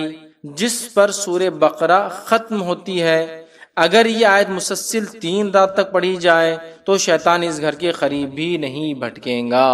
3 رات تک مسلسل پڑھی جائے، ٹھیک ہے، 3 رات تک مسلسل اگر یہ آیتیں پڑھی جائے تو شیطان گھر کے قریب بھی نہیں بھٹکیں گا۔ آمن الرسول بما انزل الیہ من ربہ والمؤمنون کل آمن باللہ وملائکتہ وکتبہ ورسلہ، بہرحال پورا اس کے بعد کا سلسلہ ہے، اور اس کے بعد کی لا یکلف اللہ نفسا الا وسعها، یہ 286 ہے۔ دونوں کو پڑھا جائے تو شیطان داخل نہیں ہوتا۔ 3 راتوں تک اگر مسلسل پڑھی جائے، رات پڑھ کر سوئے تو کافی ہو جاتی ہے اس کے لیے، ادر کی اس کی حفاظت کے لیے، تمام چیزوں کے لیے۔ اسی طرح جو ہے سورہ بقرہ کی آخری 2 آیتیں پڑھ کر اللہ تعالیٰ سے جو حاجت طلب کی جائے وہ پوری ہوتی ہے۔ سورہ بقرہ کی آخری 2 آیتیں تلاوت کر کے جو حاجت جو اللہ سے مانگا جائے پورا ہوتا ہے۔ مسلم کی روایت ہے، عبداللہ ابن عباس رضی اللہ عنہما اس کے راوی وہ کہتے ہیں کہ ایک روز جبرائیل علیہ السلام نبی اکرم صلی اللہ علیہ وسلم کے پاس بیٹھے ہوئے تھے کہ انہوں نے اوپر سے دروازہ کھلنے کی آواز سنی، اپنا سر اٹھایا اور نبی اکرم صلی اللہ علیہ وسلم کو بتایا کہ یہ آسمانوں کے دروازوں میں سے ایک ایسا دروازہ ہے جو آج سے پہلے کبھی نہیں کھلا، اس سے ایک فرشتہ نازل ہوا ہے جو آج سے پہلے زمین پر کبھی نازل نہیں ہوا۔ اس نے آپ صلی اللہ علیہ وسلم کی خدمت میں سلام عرض کیا ہے اور کہا ہے آپ صلی اللہ علیہ وسلم کو 2 نور مبارک ہو، 2 نور مبارک ہو۔ یہ خوشخبری دی اس نے، ایسے دروازے سے آیا جو آج تک نہیں کھلا، سبحان اللہ، اور ایسا فرشتہ دنیا میں آیا جو آج تک نہیں آیا، اور کہا 2 نور جو ہے مبارک ہو۔ آپ صلی اللہ علیہ وسلم سے پہلے یہ نور کسی نبی کو عطا نہیں کیے گئے، یہ 2 روشنیاں کسی کو عطا نہیں کی گئی۔ پہلا سورۃ الفاتحہ، یہ ایک ایسا نور ہے جو سورت کسی کو نہیں ملے، اس سے پہلے کوئی نبی کسی امت کو نہیں ملی۔ اور دوسرا فرمایا سورہ بقرہ کی آخری 2 آیتیں، جو شخص یہ 2 آیتیں پڑھے گا اسے اس کی مانگی ہوئی چیز ضرور دی جائیں گی۔ سبحان اللہ، کتنی بڑی فضیلت ہے۔ یہ صرف 2 آیتوں اور سورۃ الفاتحہ کی خوشخبری دینے ایک ایسا فرشتہ اور ایک ایسے دروازے سے آیا جو اس سے پہلے کبھی نہیں ہوا تھا، صرف بولنے کے لیے آیا، مطلب یہ تو اتر چکی تھی آیتیں، صرف بتانے، انفارمیشن دینے آیا، مطلب اللہ نے خالی ان 2، ایک سورہ فاتحہ اور ان 2 آیتوں کی انفارمیشن دینے ایک فرشتہ ایسے دروازے سے آیا جو کبھی نہیں کھلا، اور پہلی بار دنیا میں ایسے یہ بولنے کے۔ دیکھیے آپ کتنی اہم چیز ہے نا، تو اس کو اپنا معمول بنا لے، اپنے اذکار میں شامل کر لے ہم لوگ یہ 2 آیتوں کو، اور جو پھر مانگا جاتا ہے ان کے پڑھنے کے بعد اللہ تعالیٰ وہ رد نہیں کرتا۔ نبی اکرم صلی اللہ علیہ وسلم بھی جو ہے اس کو بہت کثرت سے پڑھا کرتے تھے۔ چلیے آگے بڑھتے ہیں اور دیکھتے ہیں فضیلت جو ہے سورہ آل عمران سورہ نمبر 3 آیت نمبر 2 کی۔ اللہ لا الہ الا هو الحی القیوم، جامع ترمذی کی روایت ہے، اللہ کے رسول صلی اللہ علیہ وسلم فرمایا اس میں اعظم ہے اللہ کے، نا جو ہم پہلے دیکھ چکے ہیں، اس میں اللہ کے اسم اعظم ہیں، ٹھیک ہے۔ اسی طرح جو ہے بخاری کی روایت ہے، ان فی خلق السماوات والارض واختلاف اللیل والنہار، جو کہ سورہ آل عمران سورہ نمبر 3 کی آیت نمبر 190 سے لے کر 200 تک، 190 to 200، نبی اکرم صلی اللہ علیہ وسلم ان آیتوں کو رات میں تہجد کے جب اٹھتے تو اٹھنے کے بعد فوراً گھر سے باہر نکلتے اور آسمان کی طرف دیکھ کر ان آیتوں کو پڑھتے، ان فی خلق السماوات والارض واختلاف اللیل والنہار لآیات لأولی الالباب الذین یذکرون اللہ قیاما وقعودا وعلی جنوبہم، اور آگے چلتے جاتا ہے، سلسلہ چلتے جاتا ہے حتیٰ کہ آیت نمبر 200 تک، سورہ آل عمران کے خاتمے تک آپ اس کو پڑھتے آسمان کی طرف دیکھ کر، یاد رکھیں، ٹھیک۔ بخاری کی روایت ہے، یاد رکھیں۔ آسمان کی طرف دیکھ کر آپ ان آیتوں کو پڑھتے۔ عبداللہ ابن عباس رضی اللہ عنہ اس کے راوی کہتے ہیں میں اللہ کے رسول صلی اللہ علیہ وسلم کے ساتھ ایک رات سویا تھا، آپ رات تہجد کے لیے اٹھے، اٹھتے ہی آپ باہر نکلے، آسمان کی طرف دیکھا اور ان آیتوں کو آپ نے تلاوت کیا۔ تو اس سے بھی اس کی فضیلت پتہ چلتی ہے ان آیتوں کی کہ ہم بھی تہجد کے لیے اٹھے تو گھر سے باہر نہ ہو سکے، چونکہ آج کل ہم فلیٹس میں رہتے ہیں، کبھی بند گھر ہوتے ہیں، تو کم از کم کھڑکی میں کھڑے ہو کے باہر آسمان کی طرف دیکھ سکتے ہیں۔ اللہ کے رسول باہر نکل کے آسمان کی طرف دیکھ کر ان آیتوں کو پڑھا کرتے تھے، ٹھیک ہے۔ اسی طرح جو ہے لا الہ الا انت سبحانک انی کنت من الظالمین، اس آیت کی کیا فضیلت ہے، جو کہ سورہ نمبر 21 سورہ انبیاء آیت نمبر 87 ہے، یاد رکھیے اس کی کیا فضیلت ہے۔ تو بہرحال یہ آیت ہم سب جانتے ہیں کب اور کس واقعے کو جو ہے بیان کرتی ہے، اور نبی اکرم صلی اللہ علیہ وسلم نے یہ مسند احمد اور جامع ترمذی کی روایت فرمایا اور کہا، حضرت سعد رضی اللہ عنہ کے راوی کہتے ہیں رسول اللہ صلی اللہ علیہ وسلم نے فرمایا، مچھلی والے یعنی حضرت یونس علیہ السلام کی دعا جو انہوں نے مچھلی کے پیٹ میں مانگی تھی، وہ کون سی دعا تھی؟ وہ یہی دعا تھی، لا الہ الا انت سبحانک انی کنت من الظالمین۔ آپ نے فرمایا پیٹ میں مانگی تھی، تیرے جو ہے سوا کوئی الہ نہیں، لا الہ الا انت، جس کا ترجمہ تیرے سوا کوئی الہ نہیں، تو ہر خطا سے پاک ہے، میں ظالموں میں سے ہوں، کے واسطے سے جب بھی کوئی مسلمان دعا کرتا ہے اللہ تعالیٰ اسے قبول فرما لیتا ہے۔ جب بھی کوئی آدمی ان جملوں کے ساتھ دعا کرتا ہے، لا الہ الا انت سبحانک انی کنت من الظالمین، اور پھر کوئی دعا کرتا ہے اللہ تعالیٰ اس دعا کو قبول فرما لیتا ہے۔ اس کو عام زبان میں لوگ جو ہے بہت سارے ناموں سے اس آیت کو جلالی آیت، کمالی آیت اور پتہ نہیں کیا کیا اس کو نام دیتے ہیں، اور اس کے لیے مجلسیں سجائی جاتی ہے نا، لوگ جمع ہوتے ہیں اور 1.25 لاکھ مرتبہ اس کو لا الہ الا انت سبحانہ پڑھا جاتا ہے، پھر پڑھ کر ایصال بخش دیا جاتا ہے وغیرہ۔ یہ تمام چیزیں ثابت نہیں، اپنی زندگی میں اپنے زبان سے الفاظ ادا کیجئے اور اللہ سے دعا کیجئے۔ یاد رکھیے مرنے کے بعد ایصال کرنا، ایسا بیٹھ کر ان آیتوں کو پڑھ کے مجلس سے سجانا، یہ سنت سے بہرحال ثابت نہیں۔ ہاں یہ ثابت ہے لیکن یہ تمام چیزیں ثابت نہیں ہیں، ٹھیک ہے۔ چلیے آگے بڑھتے ہیں۔ سورہ نمبر 57 جو کہ سورہ حدید ہے، اس کی آیت نمبر 3 کے تعلق سے آتی ہے، هو الاول والآخر والظاہر والباطن وهو بكل شيء علیم۔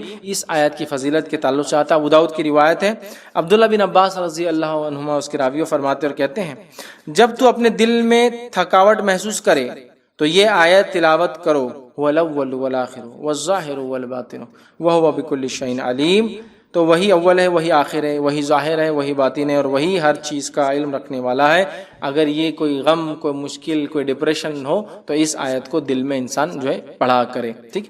آئیے اسی طرح چند اور کلمات دیکھتے ہیں، کلمات یا جملے جس کے فضائل آتے ہیں، جس میں سے ایک ہے لا الہ الا اللہ، ٹھیک ہے۔ یہ قرآن کے کئی آیتوں کا حصہ ہے، کئی آیتوں میں بہرحال یہ آتا ہے، جیسے کہ سورہ نمبر 37 کی آیت نمبر جو 35 میں بھی یاد رکھیے یہ جملہ اسی طرح بہرحال آتا ہے۔ آئیے اس کے فضائل کے تعلق سے میں سمجھتا ہوں لا الہ الا اللہ کے کتنے فضائل ہے، میرا ایک اس پہ پورا تفصیلی عنوان ہے، لا الہ الا اللہ، اس کلمے کی اہمیت اور فضیلت۔ میں نے اس کے اندر کم و بیش 17 بڑے بڑے عظیم فضائل رکھے ہیں جو اس صورت سے حاصل کیے جا سکتے ہیں۔ بہرحال وقت نہیں ہے، ہم مختصر یہاں بھی دیکھیں گے۔ لیکن مسلم کی روایت ہے، حضرت عثمان رضی اللہ عنہ کہتے ہیں رسول اللہ صلی اللہ علیہ وسلم نے فرمایا، جو شخص اس حال میں مرے کہ اسے لا الہ الا اللہ کا علم یقین ہو تو وہ جنت میں جائیں گا۔ جو لا الہ الا اللہ پہ جس کی زندگی گزری اور اس پہ موت آئی وہ جنت میں جائیں گا۔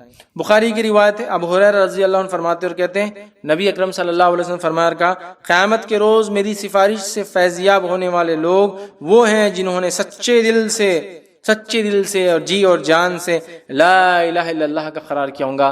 روز قیامت شفاعت کبریٰ جو ہوں گی وہ لوگ وہی مستحق ہوں گے نبی اکرم صلی اللہ علیہ وسلم کی سفارش کے، جنہوں نے سچے اور پکے دل سے اس پہ عمل کرتے ہوئے زندگی گزاری ہو، لا الہ الا اللہ، ٹھیک۔ آگے بڑھتے ہیں۔ اسی طرح جو ہے لا الہ الا اللہ کو کثرت سے وظیفہ اللہ تعالیٰ کے قرب کا ذریعہ، کثرت سے پڑھنا، کوانٹیٹی میں پڑھنا ضروری نہیں ہے، 50,000 70,000 1 لاکھ 2 لاکھ 1.25 لاکھ نہیں، کثرت سے پڑھنا، کتنے بار بھی جب چاہے پڑھنا، اس کو معمول بنا لینا، اس کی بڑی فضیلت، اللہ سے انسان قریب ہوتا ہے۔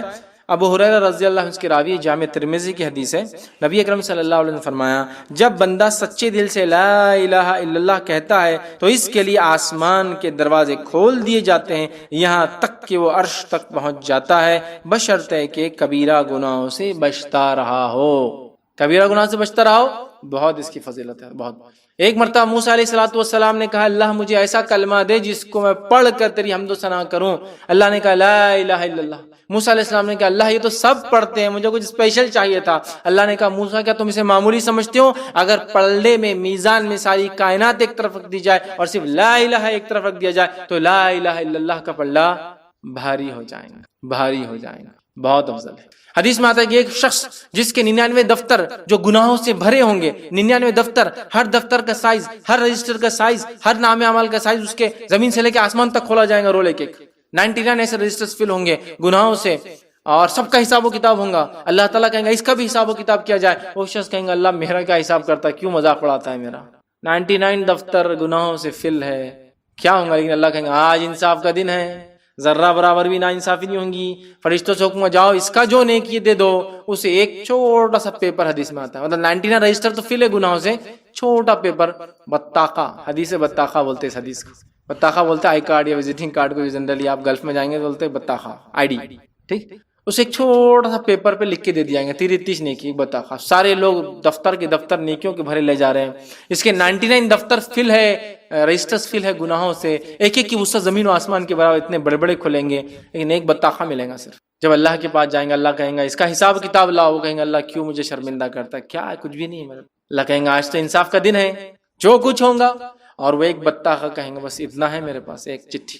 جب وہ چٹھی کو کھولا جائے گا اس بطاقے کو, اس کے اس اعمال کو, تو اس پہ لکھا ہوگا لا الہ الا اللہ, چونکہ اس نے اس کو سچے دل سے مانا ہوگا. اس ایک کلمے کی وجہ سے وہ جنت میں چلا جائے گا. یہ کلمہ صرف کلمہ نہیں ہے, یہ کلمہ اپنے ساتھ تقاضے لاتا ہے. اگر یہ کلمہ چابی ہے جس سے جنت کھولی جا سکتی ہے تو ہر چابی کے دانت ہوتے ہیں. کنڈیشنز اس کلمے کے بھی ہیں. خالی لا الہ الا اللہ بولے جنت میں بیٹھا ہوا دیکھ رہے آپ نہیں ہوتا. جیسے ہر چابی کو دانت ہوتے ہیں نا, اس کے کنڈیشن ہے لا الہ الا اللہ کی. ورنہ پڑھ تو سب رہے ہیں, اس کے معنی کو سمجھ کے اس پہ عمل کرنا یہ اصل چیز ہے. لا الہ الا اللہ سب سے افضل ذکر ہے. ابن حبان کی روایت ہے, نبی اکرم صلی اللہ علیہ وسلم نے فرمایا بہترین ذکر افضل الذکر لا الہ الا اللہ, اور بہترین شکر افضل الشکر الحمدللہ. ایک روایت نے فرمایا بہترین ذکر افضل الذکر لا الہ الا اللہ, اور بہترین دعا افضل الدعا الحمدللہ. الحمدللہ افضل دعا افضل شکر ہے, افضل الشکر افضل الدعا الحمدللہ, اور افضل الذکر لا الہ الا اللہ. لا الہ الا اللہ سے بڑا کوئی ذکر نہیں ہے میرے بھائیوں. اس کو معمول بنا لے, اٹھتے بیٹھتے سوتے جاگتے اس کو ہم پڑھتے رہیں. ایک مرتبہ لا الہ الا اللہ کہنے سے جنت میں ایک درخت لگا دیا جاتا ہے. ایک مرتبہ. جامع ترمذی کی روایت ہے, عبداللہ ابن مسعود رضی اللہ عنہ فرماتے ہیں نبی اکرم صلی اللہ علیہ وسلم فرمایا معراج کی رات ابراہیم علیہ الصلوۃ والسلام سے میری ملاقات ہوئی تو انہوں نے کہا اے محمد صلی اللہ علیہ وسلم میری طرف سے اپنی امت کو سلام پہنچانا اور انہیں بتانا جنت کی زمین بڑی زرخیز ہے اور اس کا پانی بڑا ثمر آور ہے, بہت فروٹفل ہے. اس کی جگہ خالی ہے اور اس میں درخت لگانا ہے. اس کی جگہ خالی ہے, تمہاری امت سے کہو اس میں اگر درخت لگانا ہے تو کیا کہو الحمدللہ. کیا کہو؟ وہ کہتے ہیں سبحان اللہ, الحمدللہ, لا الہ الا اللہ, اللہ اکبر. یہ اگر کلمات کہیں گے تو اس کی زمین پر جو ہے درخت لگ جاتے ہیں. تو ہم سبحان اللہ والحمدللہ ولا الہ الا اللہ واللہ اکبر, تو یہ کلمہ پڑھنے سے درخت لگ جاتا ہے. یاد رکھیے تو لا الہ الا اللہ اس میں شامل ہے, اس سے ایک درخت لگ جاتا ہے.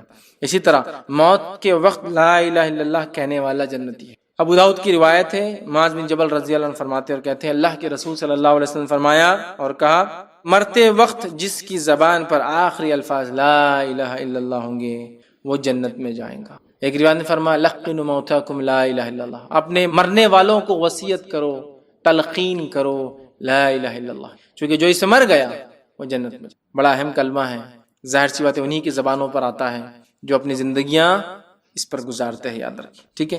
سبحان اللہ کہنے کی فضیلت, سبحان اللہ بھی قرآن میں کئی جگہ آتا ہے. یہ کلمہ ہے, قرآن کا لفظ ہے. 100 بار سبحان اللہ کہنے سے 1000 نیکیوں کا ثواب ملتا ہے اور 1000 گناہ معاف ہو جاتے ہیں. یہ صحیح مسلم کی روایت ہے. 100 مرتبہ سبحان اللہ کہنے سے 1000 گناہ معاف ہو جاتے ہیں اور 1000 جو ہے نیکیوں کا ثواب ملتا ہے. 100 بار کیا کہنے سے؟ سبحان اللہ کہنے سے. ٹھیک ہے. سبحان اللہ ایک بار مختصر جو وظیفہ جو اجر و ثواب میں جو ہے طویل وظیفوں سے افضل ہے.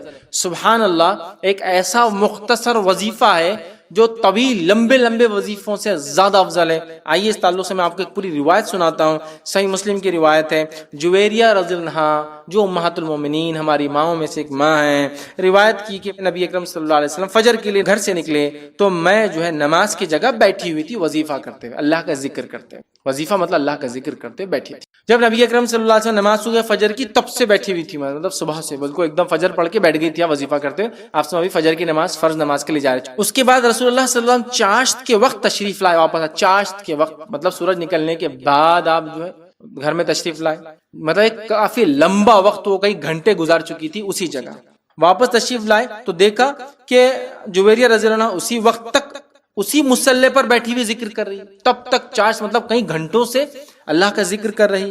اللہ کے رسول نے پوچھا کیا تم جب سے بیٹھی ہو؟ تو انہوں نے کہا اللہ کے رسول صلی اللہ علیہ وسلم میں تب سے بیٹھی ہوں۔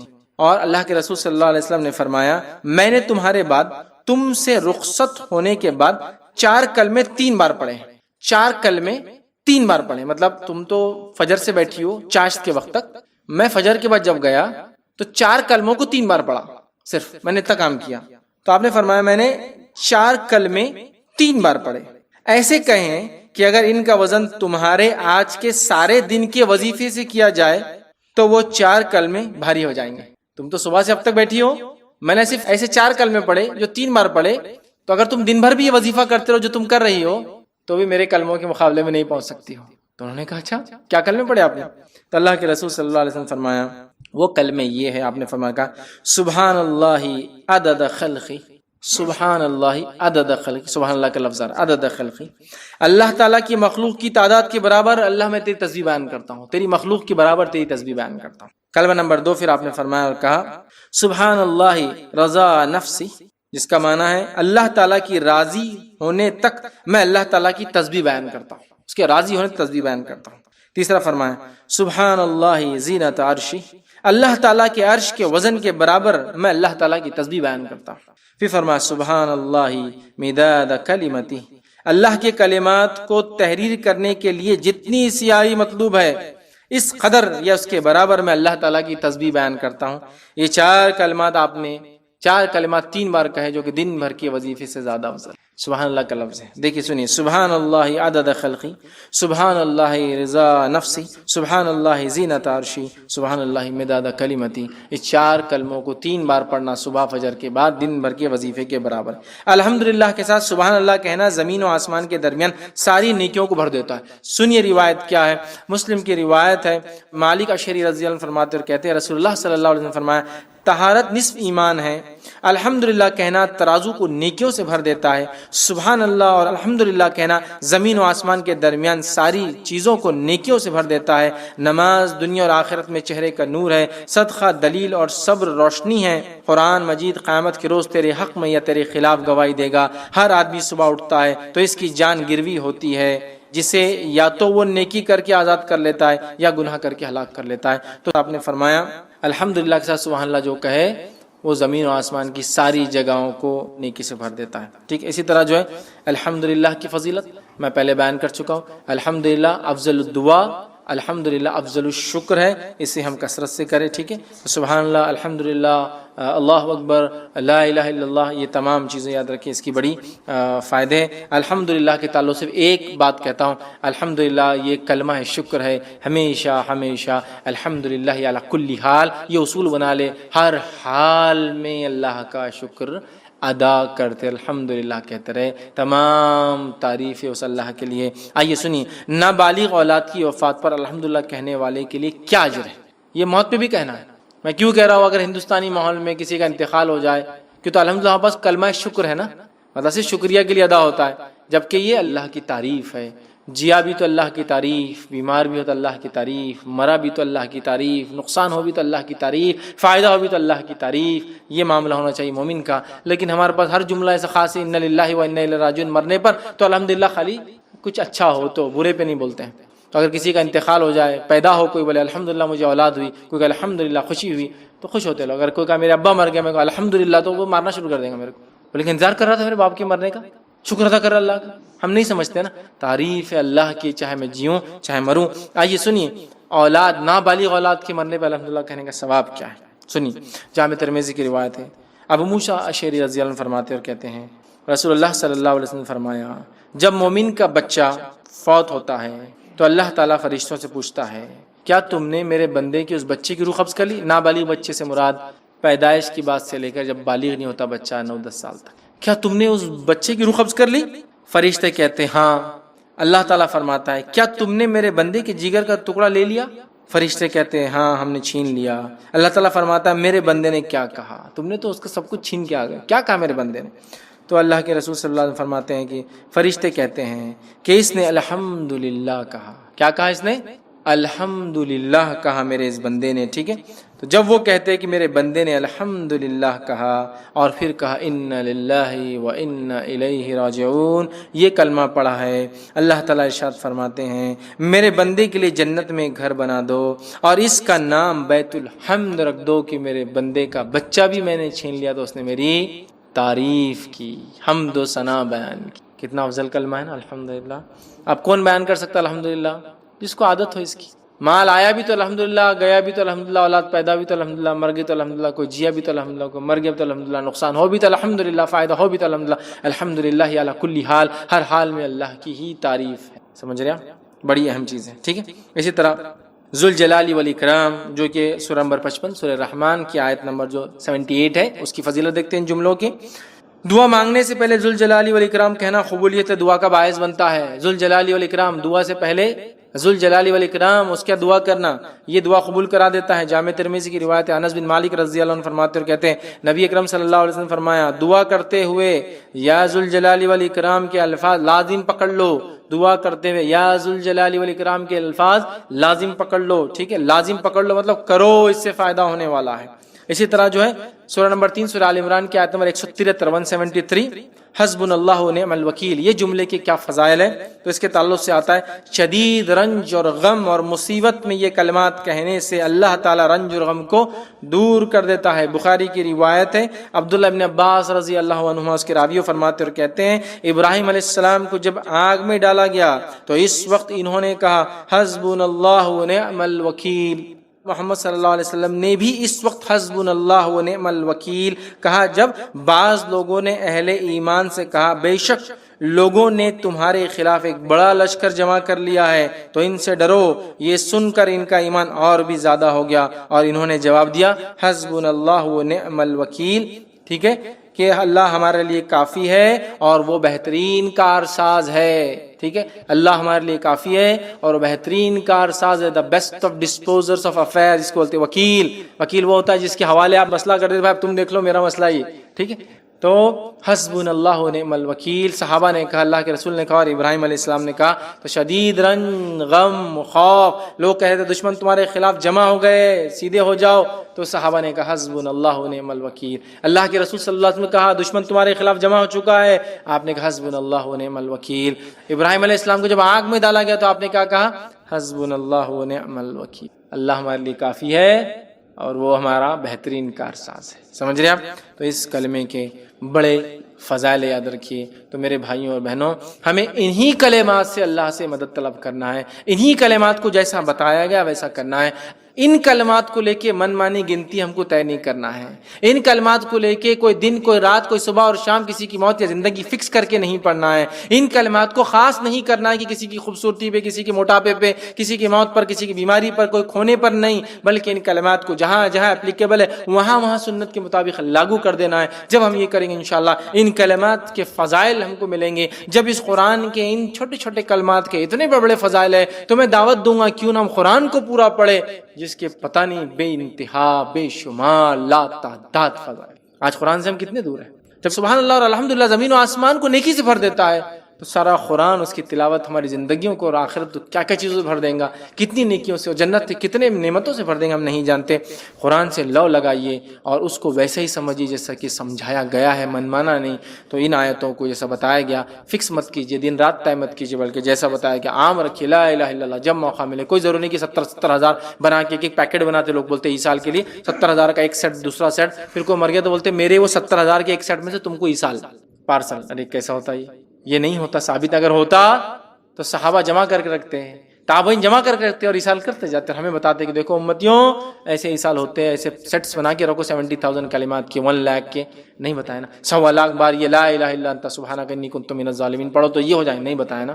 پڑھیے، خوب پڑھیے، جب ضرورت ہے پڑھیے، دعا سے پہلے، دعا کے بعد، دعا میں تعداد اور وقت طے مت کیجیے جہاں بتایا نہیں، جہاں فکس ہے کہ سبحان اللہ 100 مرتبہ تو 100 مرتبہ، وہ ایک الگ بات ہے، لیکن جہاں فکس نہیں ہے فکس مت کیجیے اس چیز کو، تو بڑے فضائل ہم قرآن سے حاصل کریں گے۔ جب چند کلمات سے اتنے فضائل ہے تو پورا قرآن ہمیں کیا کچھ نہیں دے سکتا، تو ہمیں چاہیے کہ قرآن سے اپنا مضبوط ہم تعلق جوڑے اور اس کی تفسیر کو ہم سمجھے، وہ کیا ہم سے چاہتا ہے اس کو ہم سمجھے، جو صحابہ نے ہمیں بتایا ہے۔ تفسیر بھی اپنی منمانی اپنے ڈھنگ سے ہم نہ کرے، بلکہ جو بتایا گیا ویسا کرے، تو انشاءاللہ عزیز دنیا بھی بہترین گزریں گی اور آخرت بھی انشاءاللہ کامیاب ہوں گے۔ میں اسی پر اپنی بات ختم کرتا ہوں۔ اللہ رب العزت سے دعا ہے کہ اللہ سبحانہ تعالیٰ جو کچھ کہا سنا گیا اس عمل کی توفیق عطا فرمائے، ہم تمام کو قرآن کی حقیقت میں فضائل اٹھانے والا بنائے، ہم تمام کے لیے قرآن کو دنیا کے اندر جینے کا طریقہ بنا دے اور موت کے بعد اللہ تعالیٰ اس کو ہمارے لیے سفارشی بنا دے، ہماری تمام زندگی جو ہے اسی کے مطابق گزرے اور جو ہے آخرت میں جو ہے یہ ہماری جو ہے سفارش کرے اور ہمیں جو ہے اس کا بہترین بدلہ اللہ تو عطا فرما۔ جب تک ہمیں زندہ رکھ، ایمان اور اسلام پر زندہ رکھ، خاتمہ ایمان پر ہو۔ آخر دعوانا الحمد للہ رب العالمین، سبحان ربک رب العزت عما یصفون وسلام علی المرسلین والحمد للہ رب العالمین۔ بسم اللہ الرحمن الرحیم، الحمد للہ رب العالمین والصلاة والسلام علی خاتم النبیین والمرسلین، رب اشرح لی صدری ویسر لی امری واحلل عقدۃ من لسانی یفقہوا قولی، اما بعد۔ جی السلام علیکم۔ جیسا کہ کھانا کھاتے وقت جیسا بسم اللہ بولنا کہیں بھول گئے تو اس کے بارے میں ایسا، اور جو آپ نے جو بتایا یہ پڑھنا ایسا، یہ تو اس کی کوئی ایسا کتاب ہے ایسا کہ جو کہ ایک ایک چیز کی کہ وہ پڑھنے میں اسے یاد کرنے میں آئیں گی ایسا؟ بھائی نے ایک سوال کیا ہے کہ بسم اللہ اگر ہم کھاتے وقت اگر بھول جائیں، مطلب یا کسی کام کے شروع میں بھول جائے تو کیا کریں؟ تو جب بسم اللہ آپ اگر شروع میں بھول جائے کسی کام کے تو جب یاد آ جائے تب پڑھ لیں۔ نبی اکرم صلی اللہ علیہ وسلم کے تعلق سے ایک واقعات ہے کہ ایک صحابی آپ کے ساتھ کھانا کھا رہے تھے، آپ صلی اللہ علیہ وسلم نے ان صحابی کو دیکھ کر کھانے کے بیچ میں مسکرائے۔ صحابی نے پوچھا کہ اللہ کے رسول صلی اللہ علیہ وسلم آپ کیوں مسکرائے؟ تو کہا جب تو نے کھانا شروع کیا تو نے بسم اللہ نہیں کہا، تو شیطان تیرے ساتھ کھانا کھا رہا تھا کہ تجھے یاد آیا بیچ میں بسم اللہ، تو نے بسم اللہ پڑھا، شیطان خے کر کے یہاں سے چلا گیا۔ تو پتہ چلا کہ ہم بیچ میں بھی، مثال کے طور پر کوئی چیز کرنا تھی اور بھول گئے تو آپ بعد میں بھی بیچ میں جب بھی یاد آ جائے فوراً جو بسم اللہ آپ پڑھ لے سکتے ہیں انشاءاللہ۔ تو بہرحال اس میں انشاءاللہ کوئی حرج نہیں کہ آپ کھانا کھا رہے ہیں اور بیچ میں یاد آ جائے۔ دوسرا بھائی کا سوال تھا کہ وہ کوئی ایسی کتاب وغیرہ جس کے اندر یہ تمام چیزیں ہمیں مل جائے یا لکھی ہوئی ملے تاکہ ہم پڑھیں دعاؤں کو۔ تو دعاؤں کے لیے ویسے بہت ساری کتابیں ہیں، لیکن اس میں سے ایک بڑی مشہور اور معروف کتاب جو حصن المسلم کے نام سے بڑی مشہور اور معروف ہے، علی بن وحف القحطانی ان کی لکھی ہوئی کتاب ہے، انہوں نے حدیثوں کو جمع کیا، ترتیب دی، تو اس کتاب کو انشاءاللہ آپ ضرور پڑھیں۔ انہوں نے یہاں تک کر لیا کہ نماز میں پڑھی جانے والی دعائیں بھی لے لی، صبح اور شام کے اذکار لے لیے، مصیبت، پریشانی، تنگ دستی، ہر قسم کی ماشاءاللہ اس میں دعائیں، آپ وہ کتاب ضرور پڑھیں۔ وہ کتاب ماشاءاللہ دنیا کی بہت ساری زبانوں میں موجود ہے، ہندوستانی اعتبار سے کہوں تو خاص طور سے اردو میں، ہندی میں، انگلش میں بہرحال موجود ہے، اس کے علاوہ بھی کئی زبانیں ہندوستان کی اس میں ہیں، لیکن یہ 3 بڑی زبانیں جو زیادہ تر مسلمان بولتے اور پڑھتے ہیں ان میں بھی موجود ہے، آپ ضرور اس کو لیں۔ حصن المسلم علی بن وحف القحطانی، اور PDF فارمیٹ میں ہے، اس کے ایپس بھی ملیں گے آپ کو، لیکن یہ بات یاد رکھیں حصن المسلم علی بن وحف القحطانی یاد رکھیے، ورنہ آپ کسی کی بھی لے لیں گے اور پھر اس میں وہی ساری چیزیں جو نہیں ہونا چاہیے وہ لکھی ہوئی ہوں گی۔ تو بہرحال یہ کتاب ضرور لیں آپ، اس میں انشاءاللہ آپ کو تمام تر دعائیں جو ثابت شدہ، یقیناً میں نے کہہ رہا ہوں پوری، لیکن انہوں نے کوشش کی جتنی ضرورت پڑتی ہے کہ انسان کو دن اور رات میں، انہوں نے اس کو جمع کیا، آپ ضرور اس کو پڑھیں اور اس سے انشاءاللہ عزیز فائدہ اٹھائیں۔ السلام علیکم شاہ، سورہ یاسین کے تعلق سے سوال ہے کہ اس کے تعلق سے معاشرے میں بہت زیادہ اس کے فضائل بیان کیے جاتے ہیں، اور کسی کی موت کا وقت قریب ہو تو اس کے نزدیک بھی پڑھا جائے ایسا بھی کہتے ہیں کچھ لوگ، اور اس کے بہت سارے فضائل بیان کرتے ہیں، جبکہ کتاب سنت سے اس کے کیا فضائل ہمیں ملتے ہیں، اس کے تعلق سے وضاحت کریں۔ بھائی نے سوال کیا کہ سورۃ الیاسین کے تعلق سے بہت سارے فضائل لوگ بیان کرتے ہیں، تو کچھ فضائل جو ثابت ہے بتائیے۔ ایسا لوگ بولتے ہیں کوئی شخص مرے تو اس پہ پڑھنا، یا قبر پہ بھی جا کر لوگ پڑھتے ہیں، قبرستان میں پڑھتے ہیں، اس کا کیا مسئلہ ہے؟ تو دیکھیے سورہ یاسین کے تعلق سے ایک فضیلت جو بیان کی جاتی ہے کہ یہ قرآن کا دل ہے، یہ ثابت نہیں ہے، یاد رکھیں، یہ واضح کر دوں۔ سورہ یاسین قرآن کا دل ہے بول کر جو روایتیں آتی ہیں وہ صحیح درجے کی نہیں ہے، کوئی بھی یاد رکھیں، تو لہٰذا یہ فضیلت تو سورت کی نہیں ہے۔ رہا موتا کے وقت اس کو پڑھنا، یا قبر پر پڑھنا، یا دفناتے وقت پڑھنا، یا اس کے بعد قبر پر جب بھی گئے پڑھنا، اس کی کیا حقیقت ہے؟ تو یاد رکھیے ایک روایت اس طرح سے ابو داؤد کی ملتی ہے جو حسن درجے تک پہنچتی ہے، جس میں یہ الفاظ ہے کہ اپنے موتا کے لیے سورہ یاسین پڑھو۔ تو یہاں علماء اس کی شرح کرتے ہیں اور یہ بیان کرتے ہیں کہ جب کوئی آدمی مر رہا ہو تو اس کے نزدیک سورہ یاسین پڑھنا، نہ کہ مرنے کے بعد، لیکن موتا کیوں کہا؟ موتا اس لیے کہا کہ اس کی جان اب نکل رہی ہے، مطلب اب وہ سکرات کی حالت میں ہے، ٹھیک ہے، اب وہ مرنے ہی والا ہے. تو جو مرنے والا ہے وہ موتا ہی ہے، اب بچتا نہیں. کوئی آدمی سکرات میں چلے جائے یا فرشتوں کو دیکھ لے تو اب بچتا نہیں. لیکن تلقین کے لیے کہ وہ اللہ کو یاد کرے، ذکر کرے، تلقین کے لیے تاکہ وہ قرآن کو پڑھے، سورہ یاسین پڑھنا چاہیے تاکہ وہ کرے. تو یہ معنی میں ہے. تو وہ جو ہے کہ اپنے موتا پہ جو ہے سورہ یاسین پڑھو، اس کا معنی ہے جو مر رہا ہو یا مرنے میں تکلیف ہو رہی ہو یا سکرات کا یا نزع کی حالت لمبی جا رہی ہو تو اس کے پاس پڑھنا چاہیے معنی ہے. لیکن اس کا ہرگز معنی یہ نہیں ہے کہ مرنے کے بعد دفناتے وقت یا قبر پہ دفنانے کے بعد یا جب بھی قبر پہ جایا جائے سورہ یاسین پڑھے. چونکہ حدیث میں نہ بولے موت، تو موت سے مراد یہ جو مر رہا ہو، جانکنی میں ہو، سکرات ہو، تکلیف ہو موت کی، تو تب ایسے شخص کے بازو تاکہ وہ یاد کرے، سنے، دہرائے، پڑھے، اللہ کا ذکر کان میں جائے، اس کے لیے آپ سورۃ الیاسین وہاں پڑھ سکتے ہیں. ٹھیک ہے. تو بہرحال یہ تو اس کی ایک فضیلت میں کہوں گا، یہ ایک بات ثابت ہے اس کے تعلق سے. لیکن باقی دیگر بہت سارے فضائل کہ اس کو جمعہ کے دن اتنے بار پڑھے تو یہ فضیلت، آدھی رات کو پڑھے تو اتنی فضیلت، 11 بار پڑھے، 21 بار، 40 بار، 40 دن، 21 دن، پتہ نہیں کیا کیا لوگوں نے مان لیے، یہ ثابت نہیں ہے. ہاں جو مر رہا ہے اس کے بعد آپ پڑھ سکتے ہیں. اور اسی طرح قرآن کی تلاوت میں تو یہ آتا ہی رہیں گا بہرحال، تو آپ تب پڑھ سکتے ہیں. اور اس سورہ یاسین میں بڑے اچھے واقعے یاد رکھیے. اور سورہ یاسین کے اندر اللہ رب العزت فرماتا ہے کہ اس سورت کے ذریعے اپنے اطراف کے لوگوں کو جو زندہ ہے محمد صلی اللہ علیہ وسلم ڈراؤ. کہ سورت کے ذریعے، سورہ یاسین کے ذریعے اپنے اطراف زندہ لوگوں کو ڈراؤ. لیکن کتنی عجیب بات ہے نا، اسی سورت کو لے کے لوگ اکثر اپنے مردوں کو ڈراتے ہیں. کیا کہا کہ اس سورت کے ذریعے، چونکہ تمہارے اس پر یہاں نبی نہیں آیا، اس قوم کے اندر ایک لمبا عرصہ گزر گیا، ان کے اندر کوئی ڈرانے والا نہیں ہے، تو اس سورت کے ذریعے اپنے اطراف کے زندوں کو ڈراؤ.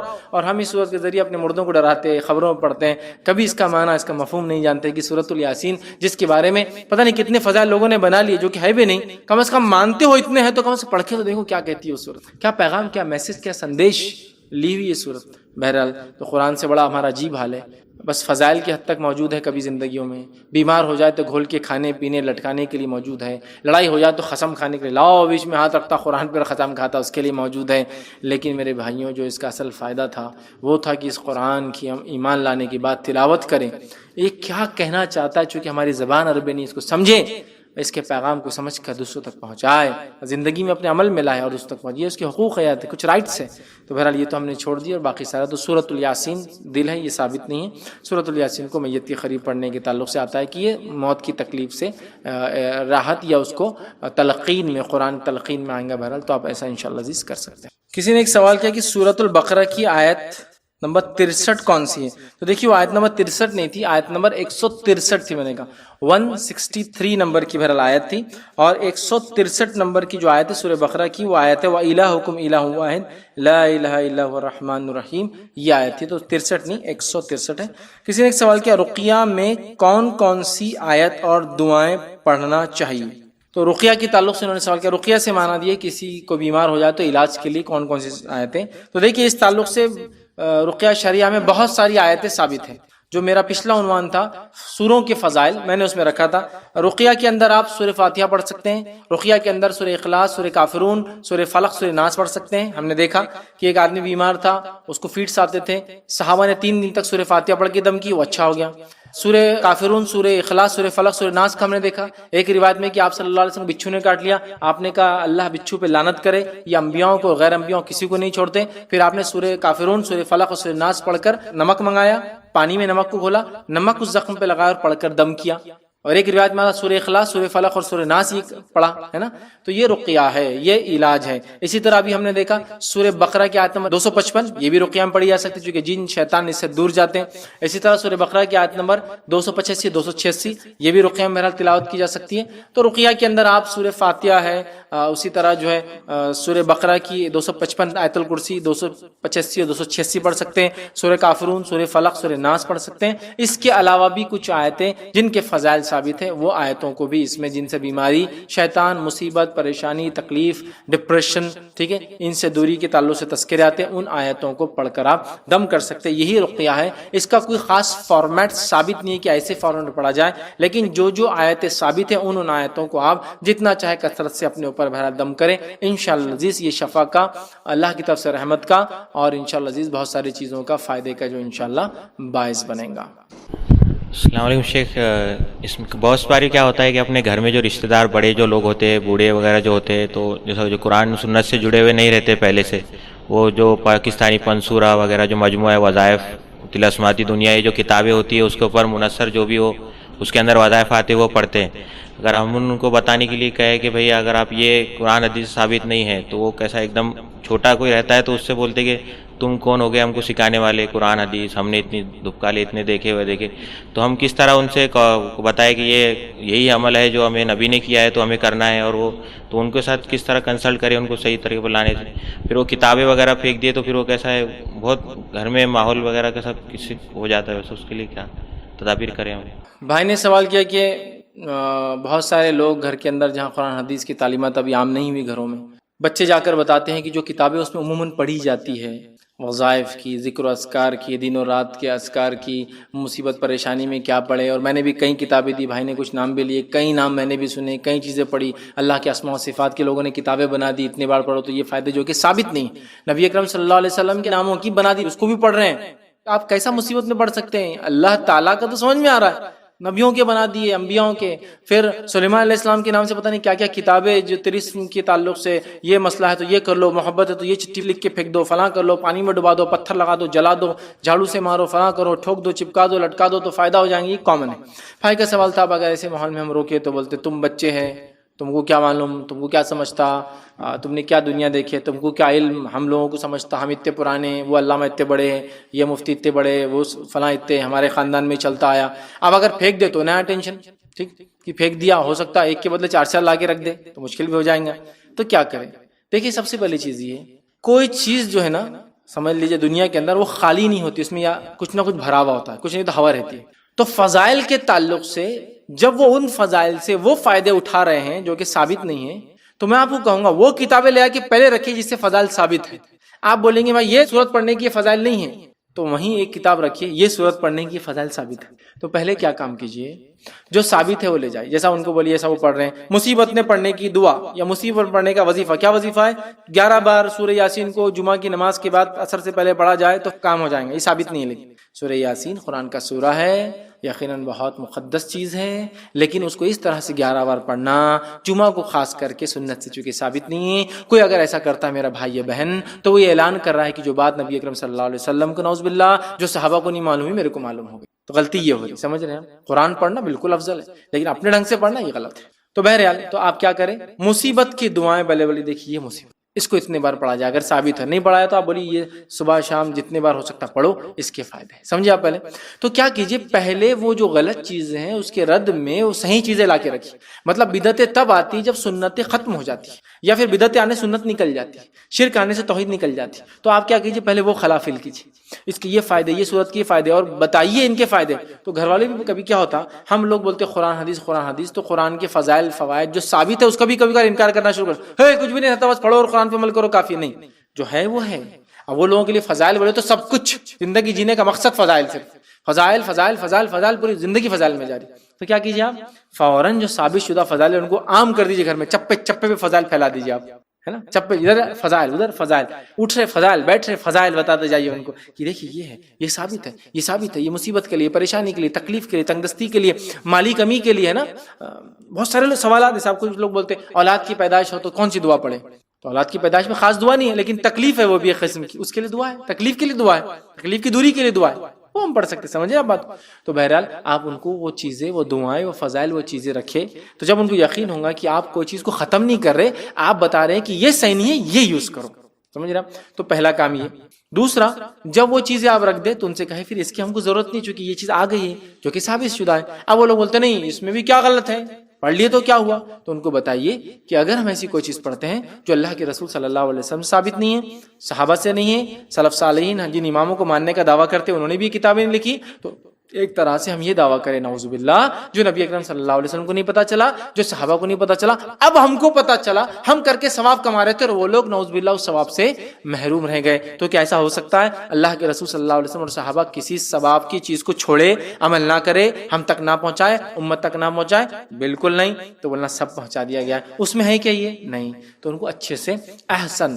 قرآن میں اللہ رب العزت نے فرمایا سورہ نحل سورہ نمبر 16 آیت 125 میں ادعو الی سبیل ربک بالحکمہ، بلاؤ لوگوں کو اللہ کے راستے کی طرف حکمت سے، والموعظۃ الحسنہ، اور اچھی اچھی باتوں سے، اچھی اچھی مثالوں سے، وجادلہم باللتی احسن، اور اگر کبھی بحث ہو جائے تو اچھے انداز سے۔ تو یہ اصول کو یاد رکھیے۔ ہمارے پاس ہوتا ہے کہ جیسے ہم کو پتہ چلا غلط ہے، امی غلط ہے یہ کتاب باہر پھینک دو، جلا دو اس کو، یہ کر دو وہ کر دو، تو امی بولتے بیٹے تم چل جاؤ گھر سے، ہم کو تمہاری ضرورت نہیں بیٹے، تم ہم کو کل کے پیدا ہوئے سکھائیں گے کیا ہے کیا نہیں۔ تو آپ کیا کریں، ادعو الی سبیل ربک بالحکمہ، اللہ کی طرف بلا رہے، حکمت والموعظۃ الحسنہ، اچھی اچھی مثالیں، ہے نا۔ تو آپ نے حکمت کیا اختیار کی، الٹرنیٹ لا کے رکھا، الٹرنیٹ رکھنے کے بعد پھر آپ نے کیا کیا، سیکنڈ کام، اب ان کو اس کے فضائل بتائیے۔ فضائل جب انہوں نے سیکھ لی ماشاءاللہ تو کہیے کہ ہم اس کو رکھ دیں گے، تب تھوڑا مجادلہ ہو سکتا بحث، اچھا کہ ٹھیک ہے ابھی یہیں رکھیے اٹھا کے بولنا، اپنے کو بعد میں جیسے سب ملیں گا صحیح، اپن اس کو ضرورت نہیں ہے، جو بات اللہ کے رسول سے، جو بات صحابہ سے مل جائے بولنا، پھر آپ کو کیا ضرورت دوسروں کے پاس جانے کی، ہے نا۔ ایسا کریے انشاءاللہ اچھے انداز سے، تو میں سمجھتا ہوں بات مانیں گے۔ لیکن اگر ہم نے وہ گھٹیا طریقہ اختیار کیا کہ تم بدعتی، تم مشرک، تم کافر، تم حرام کاری کرتے، تم غلط چیزیں پڑھتے، علم غلم پڑھتے، یہ کرتے، تمہارا مفتی ایسا، تمہارا عالم ایسا، تمہارا امام ایسا، تمہاری کتاب ایسی، تو پھر سمجھو آپ نے اپنے ہاتھ سے میس کریٹ کر لیا، ایک ایسی چیز بنا لی جس کا حل آپ کے پاس بھی نہیں ہے۔ اب تو ایک بار گھر میں لیڈیز یا جینٹس آپ کے خلاف ہو جائے جو عمر میں زیادہ ہے، کبھی نہیں مانیں گے۔ چچا کو آپ نے کچھ غیر غلط بول دیا، ارے میرا چچا تو بدعتی ہے، اب جس کو بولا اس نے آ کے بول دیا تمہارا بھتیجا تو بدعتی بولتے پھرتا تم کو، اب یہ چچا کو بولے چچا یہ غلط ہے، تو بولتا بیٹے جو بولنا تھا بول دیا، واقعی اصلاح کرے، چلو نکلو یہاں سے۔ اب بول رہا میرے کو آ کے کہ میں مطلب وہ ہے جب میرے کو بدعتی بولتے پھر رہا دوستوں کے اندر۔ ہمارے پاس جو ہے نا وہ بلانے کی حکمت اور اچھی نصیحت والا معاملہ نہیں ہے، آپ کیجئے، اس کو وقت لگے گا، سالوں سے نسلوں سے جو چیزیں پڑھی جا رہی ہے، ایک جھٹکے میں فل سٹاپ نہیں لگتا، اللہ ماشاءاللہ، اللہ جس کے لیے چاہے۔ کبھی ایسے بھی لوگ ہیں جو ایک دن میں بدل جاتے ہیں، ہر کوئی نہیں ہوتا۔ تو وہاں دھیرے دھیرے کر کے صحیح چیز کو لائیے، ریپلیس کریے پرانی خراب چیز کو، صحیح چیز بھر جائیں گی، پرانی چیز انشاءاللہ نکل جائیں گی۔ ایک بار نکل جائے پھر خاموشی سے جب صحیح چیزوں کو پڑھنا شروع ہو گیا، وظیفے شروع ہو گئے، فلاں ہو گئے، رکھ دو۔ آپ خود بتائیے جا کر، دیکھو فضیلت بولنا، یہ پڑھنے کی فضیلت ہے، یہ پڑھنے کی فضیلت ہے، دن میں 70 بار توبہ کی فضیلت ہے، 100 مرتبہ توبہ کی فضیلت ہے، ہر نماز کے 33 مرتبہ سبحان اللہ، 33 مرتبہ الحمدللہ اور 33 مرتبہ اللہ اکبر کی فضیلت ہے۔ اس کے بعد رات میں سوتے وقت 33 مرتبہ سبحان اللہ، 33 مرتبہ الحمدللہ اور 34 مرتبہ اللہ اکبر، یہ فضیلت ہے۔ آپ بیان کیجیے، آدھی رات کو اٹھ کے یہ دعا کرنے کی فضیلت ہے، رات میں اٹھنے کے بعد آسمان کو دیکھ کے دعا کر کے مسئلوں کا حل نکل جاتا ہے۔ ہر دعا کے آخر میں سورہ بقرہ کی 2 آیتیں پڑھنے سے یہ ہوتا ہے، سورہ فلق اور سورہ ناس سے مصیبت ٹل جاتی ہے۔ بتائیے تو ان کو لگے گا ہاں اپنے سے کچھ ہے، ایکچولی کیا ہوا، لوگوں کو صحیح چیز نہیں مل رہا تو انہوں نے ڈپلیکیٹ چیزیں لے لی۔ تو آپ صحیح چیز بتائیے، حکمت کے ساتھ بتائیے، اور تھوڑا وقت جانے دیجیے، وقت کے ساتھ انشاءاللہ دھیرے دھیرے یہ تمام چیزیں انشاءاللہ عزیز حل ہو جائیں گی۔ کسی نے ایک سوال کیا، کسی بات کو لے کر منت مانگی جاتی ہے، منت کن کن چیزوں کی مانگی جانی چاہیے؟ لوگ سورہ یاسین کچھ 51 یا 100 بار پڑھنے کی منت مانگتے ہیں، کیا یہ صحیح ہے؟ تو دیکھیے سب سے پہلی چیز کہ منت کا مانگنا پسندیدہ نہیں ہے، لیکن مانگنا جائز ہے، اور مانگ لیا جائے تو پورا کرنا واجب ہے۔ نبی اکرم صلی اللہ علیہ وسلم سے فرماتے ہیں اللہ منت کے ذریعے کنجوس سے مال خرچ کروا دیتا ہے، جو عبادت نہیں کرتا اس عبادت کروا لیتا ہے۔ تو منت کا مانگنا پسندیدہ نہیں ہے، لیکن مانگنا جائز ہے، اور مانگ لیا جائے تو پورا کرنا واجب بھی ہے۔ سمجھ رہے بات کو؟ تو یہ بات یاد رکھیے، نبی اکرم صلی اللہ علیہ وسلم کے زمانے میں صحابہ نے منتیں مانگی اور اس کو پورا بھی کیا۔ تو اب سوال تھا کس بات کی منت مانگی جا سکتی ہے؟ ہر وہ کام جو حلال ہے اس کی آپ منت مانگ سکتے ہیں، لیکن یہ بات یاد رکھیے جو کام اللہ نے حکم دے دیا اس پر منت نہیں مانگی جائیں گی، جیسا کہ فرائض کے اوپر آپ منت نہیں مانگ سکتے، وہ تو کرنا ہی ہے آپ کو۔ لیکن جیسا کہ اگر اللہ میرا یہ مسئلہ حل ہو گیا تو امتحان میں پاس ہو جاؤں تو فلاں، یہ حلال چیزوں پہ آپ منت بہرحال مانگ سکتے کہ اللہ میں یہ کر لوں تو وہ کر لوں تو یہ ہو جائے تو ایسا ہو جائے تو پھر آپ کیا کیجیے، منت ایسی مانگی جا سکتی ہے۔ منت کے تعلق سے علماء لکھتے ہیں کہ بہت زیادہ نہیں مانگنا چاہیے، اور کچھ علماء نے لکھا فرائض سے کم ہونی چاہیے ہو۔ جیسا فرض روزے کتنے سال میں 30 ہے نا، 29 یا 30 ہوتے ہیں، تو منت اس سے زیادہ نہیں ہونا، وہ لکھتے ہیں کم کیجئے، 1 روزہ 2 روزے 3 روزے 4 روزے ہوتے ہیں۔ تو ہم بس کیسی منت ہوتی 100 روزے رکھوں گی اللہ میرا بچہ 10ویں میں اگر میرٹ میں آ گیا تو، اور پہلے 10 سال سے روزے نہیں ہو رہے اپنے، اور ابھی مانگ لیے 100 کی، اب کیا کروں، بچہ تو ہو گیا، اللہ نے کر دیا میرٹ میں پاس، اب 100 روزے کہاں سے رکھوں؟ نہیں رکھ سکتے آپ، بوجھ ہے۔ اللہ اگر یہ منت پوری تو 1000 رکعت نماز پڑھوں گی، ظلم کر لیا اپنے نفس پہ آپ نے۔ 1000 رکعت اللہ نے ہر روز میں صرف 17 رکعت فرض رکھی، آپ پورا 1000 رکعت کی منت مانگ رہے۔ آپ پریشان ہو، بچہ پاس ہوگا تو اب بولے 10th ہو گیا میرٹ، آپ انجینئرنگ میں لگ گیا یا میڈیسن میں لگ گیا، تو اب جب پاس ہونے کی 1000 تھی 2000 مانگنی پڑیں گے، تو ارے باپ اب تو نہیں ہوتا اپنے سے۔ اب مصیبت پریشانی، سر کے بال سفید ہونا چالو ہو گئے، اب منت کے پھٹکارے واپس آنے، ایسا کچھ بھی ہوگا منت کی پھٹکار ہے نا، بچہ پاس تو ہو گیا لیکن نمبر نہیں لگا اچھی جگہ, تو لوگ بولتے منت مانگے تھے, ہاں پھٹکار بڑی تم پہ پوری نہیں کر, ہاں ماں اب تک نہیں کری. اب بچہ انجینئر ہو گیا, اس کا بچہ انجینئر ہو گیا, اس کا ماں کا رونا ابھی بھی چلتا, میری منت پوری نہیں ہوئی ابھی بھی. مطلب جو بیٹے کے لیے مانگی تھی اب پوتا بھی انجینئر ہو رہا اب تک نہیں پوری ہوئی. تو تھوڑی مانگنا, چھوٹی مانگنا, ہلکی مانگنا, ٹھیک ہے. اللہ تعالیٰ کو تھوڑی ضرورت ہے آپ کی عبادتوں کی خوش ہونے کے لیے, ہے نا. یہ تو خیر اللہ اس ذریعے کام لے لیتا ہے انسانوں سے, تو لہٰذا ایسی مانگے جاؤ, بہت ہلکی 2 رکعت نماز پڑھ لوں گا, ٹھیک ہے. ایک جانور کی قربانی, اگر طاقت استطاعت ہے تو ایک قربانی کر دوں گا. ایسی منتیں صحابہ سے ثابت ہے. منت کچھ نمازیں, کچھ روزوں کی, 1 روزہ 2 روزے رکھ لوں گا, ٹھیک ہے. تو یہ ایسی جائز منت ہے. طاقت و استطاعت میں ایسی منتیں مانگی, اے اللہ میرا یہ کام ہو جائے تو میں عمرہ کر کے آؤں گا. کھانے کو نہیں گھر میں, آپ عمرے کی منت مانگ رہے, کیسا لاجیکلی اس کو پورا کیسا. اچھا آپ مانگ لیے, اب در در بھیک مانگتے گھومتے. عمرے کی منت تھی پورا کرنے, بھیک دو, 1100 روپے لوگ بھیک دیتے, جمع کر کے 40,000 روپے کر کے عمرہ گئے. بولے بھیک والا, بولے یہ ہم نے نظر مانگے تھے نا. اور اچھا کچھ لوگوں کی نظر ایسی رہتی کہ بھیک مانگ کے کام کروں گا. ارے واہ, مطلب ایک تو نظر تیری اور اس پر بھیک مانگ کے, مطلب کیا رہتا, اے اللہ میں 1100 روپے بھیک مانگ کے فلاں کام کروں گا, فلاں جگہ زیارت کروں گا. یہ کیا منت ہے جس کو جو آپ کو بھکاری بنا دے رہا دنیا میں, یہ کوئی منت ہے؟ تو بہرحال ویسی مانگے جو جائز کام ہو, ہلکی پھلکی ہو, آپ مانگ سکتے ہیں. مانگے تو پورا کرنا آپ کے لیے واجب ہے, یاد رکھیے. اب انہوں نے سوال کیا سورہ یاسین 51 بار یا 100 بار پڑھنا, ایسی منت مانگنا کیسا ہے؟ دیکھیے اگر کوئی چاہے تو سورہ یاسین 1 بار 2 بار پڑھنے کی مانگ سکتا ہے. 51 بار اور 100 بار بہت زیادہ ہو رہا نا, ویری ہیوی, بہت زیادہ ہے. اور اس سے کوئی ایسے فضائل بھی نہیں 51 یا 100 مرتبہ. لیکن میں جانتا ہوں اکثر منتوں میں سورہ یاسین استعمال ہوتا ہے. 11 بار, 21 بار, 40 بار, 41 بار, 51 بار, 100 بار, 151 بار, 251 بار, یہ تمام فگرز ایسے 786 بار یہ تمام لوگ کرتے ہیں. یہ نہ کرے تو اچھا ہے میرے بھائیوں. 100 مرتبہ سورہ یاسین آپ پڑھ رہے ہیں منت کی وجہ سے, اس سے اچھا اگر آپ یہ کہتے کہ میں قرآن کو ختم کروں گا, ایک چھوٹی سورت پڑھ لوں گا, کافی ہو جاتا منت کے لیے. اس کے بعد قرآن سے لو لگائیے, پورا قرآن پڑھیے نا, 114 سورتیں پورے پڑھ لو نا ایک بار ترجمے کے ساتھ, کتنی اچھا ہوگا, کتنا فائدہ ہوگا اس کا. اور کیا منت مانگ کے قرآن پڑھنے کی قسم کھائے ہوئے ہم نے, بغیر منت کی نہیں پڑھ سکتے اس کو ہم کبھی, پڑھنا چاہیے. تو میں کہوں گا یہ منت تو جائز ہے, میں حرام نہیں کہہ سکتا. اتنی بڑی لیکن مت مانگیے بھائی. سورہ یاسین چھوٹا نہیں, کافی بڑا, اور 51 بار 100 بار کافی تعداد ہوتی ہے, جبکہ سنت سے کوئی 51 اور 100 ثابت نہیں ہے. آپ ایک بار پڑھنے کا بھی مانگ لیں تو بھی جائز نظر ہوں گی.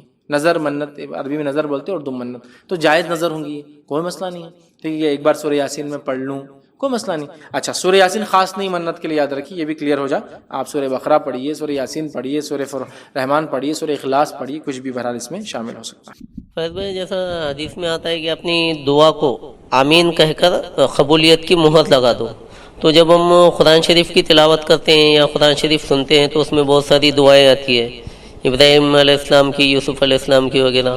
تو جب تلاوت کے وقت بھی آمین کہنا ضروری ہے کیا؟ بھائی نے سوال کیا کہ دعا کے بعد آمین کہنا چاہیے, اس لیے کہ آمین یہ مہر ہوتی ہے, اور آمین کا مطلب ہوتا ہے اللہ قبول کر جو ہم نے تجھ سے مانگا. تو جب قرآن پڑھتے ہیں, مطالعہ کرتے ہیں, تو اس میں اگر کوئی ایسی دعائیں جیسے ابراہیم علیہ السلام کی, یوسف علیہ السلام کی اور دیگر انبیاء کی, تو کیا اس پر بھی آمین کہنا چاہیے؟ تو دیکھیے تلاوت میں آمین کہنا سنت سے ثابت نہیں ہے, تلاوت میں نہیں. آپ تلاوت سے ہٹ کر اگر دعاؤں کی شکل میں اس آیتوں کو پڑھ رہے ہیں تو تب تو آپ آمین کہہ سکتے ہیں, تلاوت میں نہیں. ہاں نبی اکرم صلی اللہ علیہ وسلم سے نمازوں میں, نفل نمازوں میں جب ایسی دعائیں آئی جس میں جہنم سے پناہ والی ہے, تو اس میں آپ نے اپنی دعائیں بھی کی اور اس پہ آمین بھی کا, ایسی کچھ باتیں ثابت ہیں. لیکن جنت کے تذکروں پہ آمین ثابت نہیں, صرف جہنم کے تعلق سے آتا. جیسا کہ نبی اکرم صلی اللہ علیہ وسلم نے ایک مرتبہ صلاۃ الکسوف مطلب سورج گرہن کی نماز پڑھائی. جب آپ وہ نماز پڑھا رہے تھے تو آپ پیچھے ہٹے, سارے صحابہ بھی سب کے سب پیچھے ہٹے, آپ پیچھے ہٹے, پیچھے کی طرف گئے, اور صحابہ بھی پیچھے ہٹے, ٹھیک. اور ایک مرتبہ آگے چلے گئے. صحابہ نے جب یہ ماجرا دیکھا کہ آپ آگے چلے گئے, پیچھے آئے تو آپ بھی پیچھے ہٹے, تو آپ نے پوچھا کیا تھا یہ آپ آگے گئے پیچھے؟ تو کہا جب میں پڑھ رہا تھا نماز تو مجھے جنت دکھلائی گئی تو میں آگے گیا تاکہ اسے حاصل کروں, اور جب جہنم دکھلائی گئی تو میں نے اسے پناہ مانگی اور پیچھے ہٹا, جسے صحابہ کو پیچھے ہٹنا پڑا تو وہ لوگ بھی پیچھے ہٹے.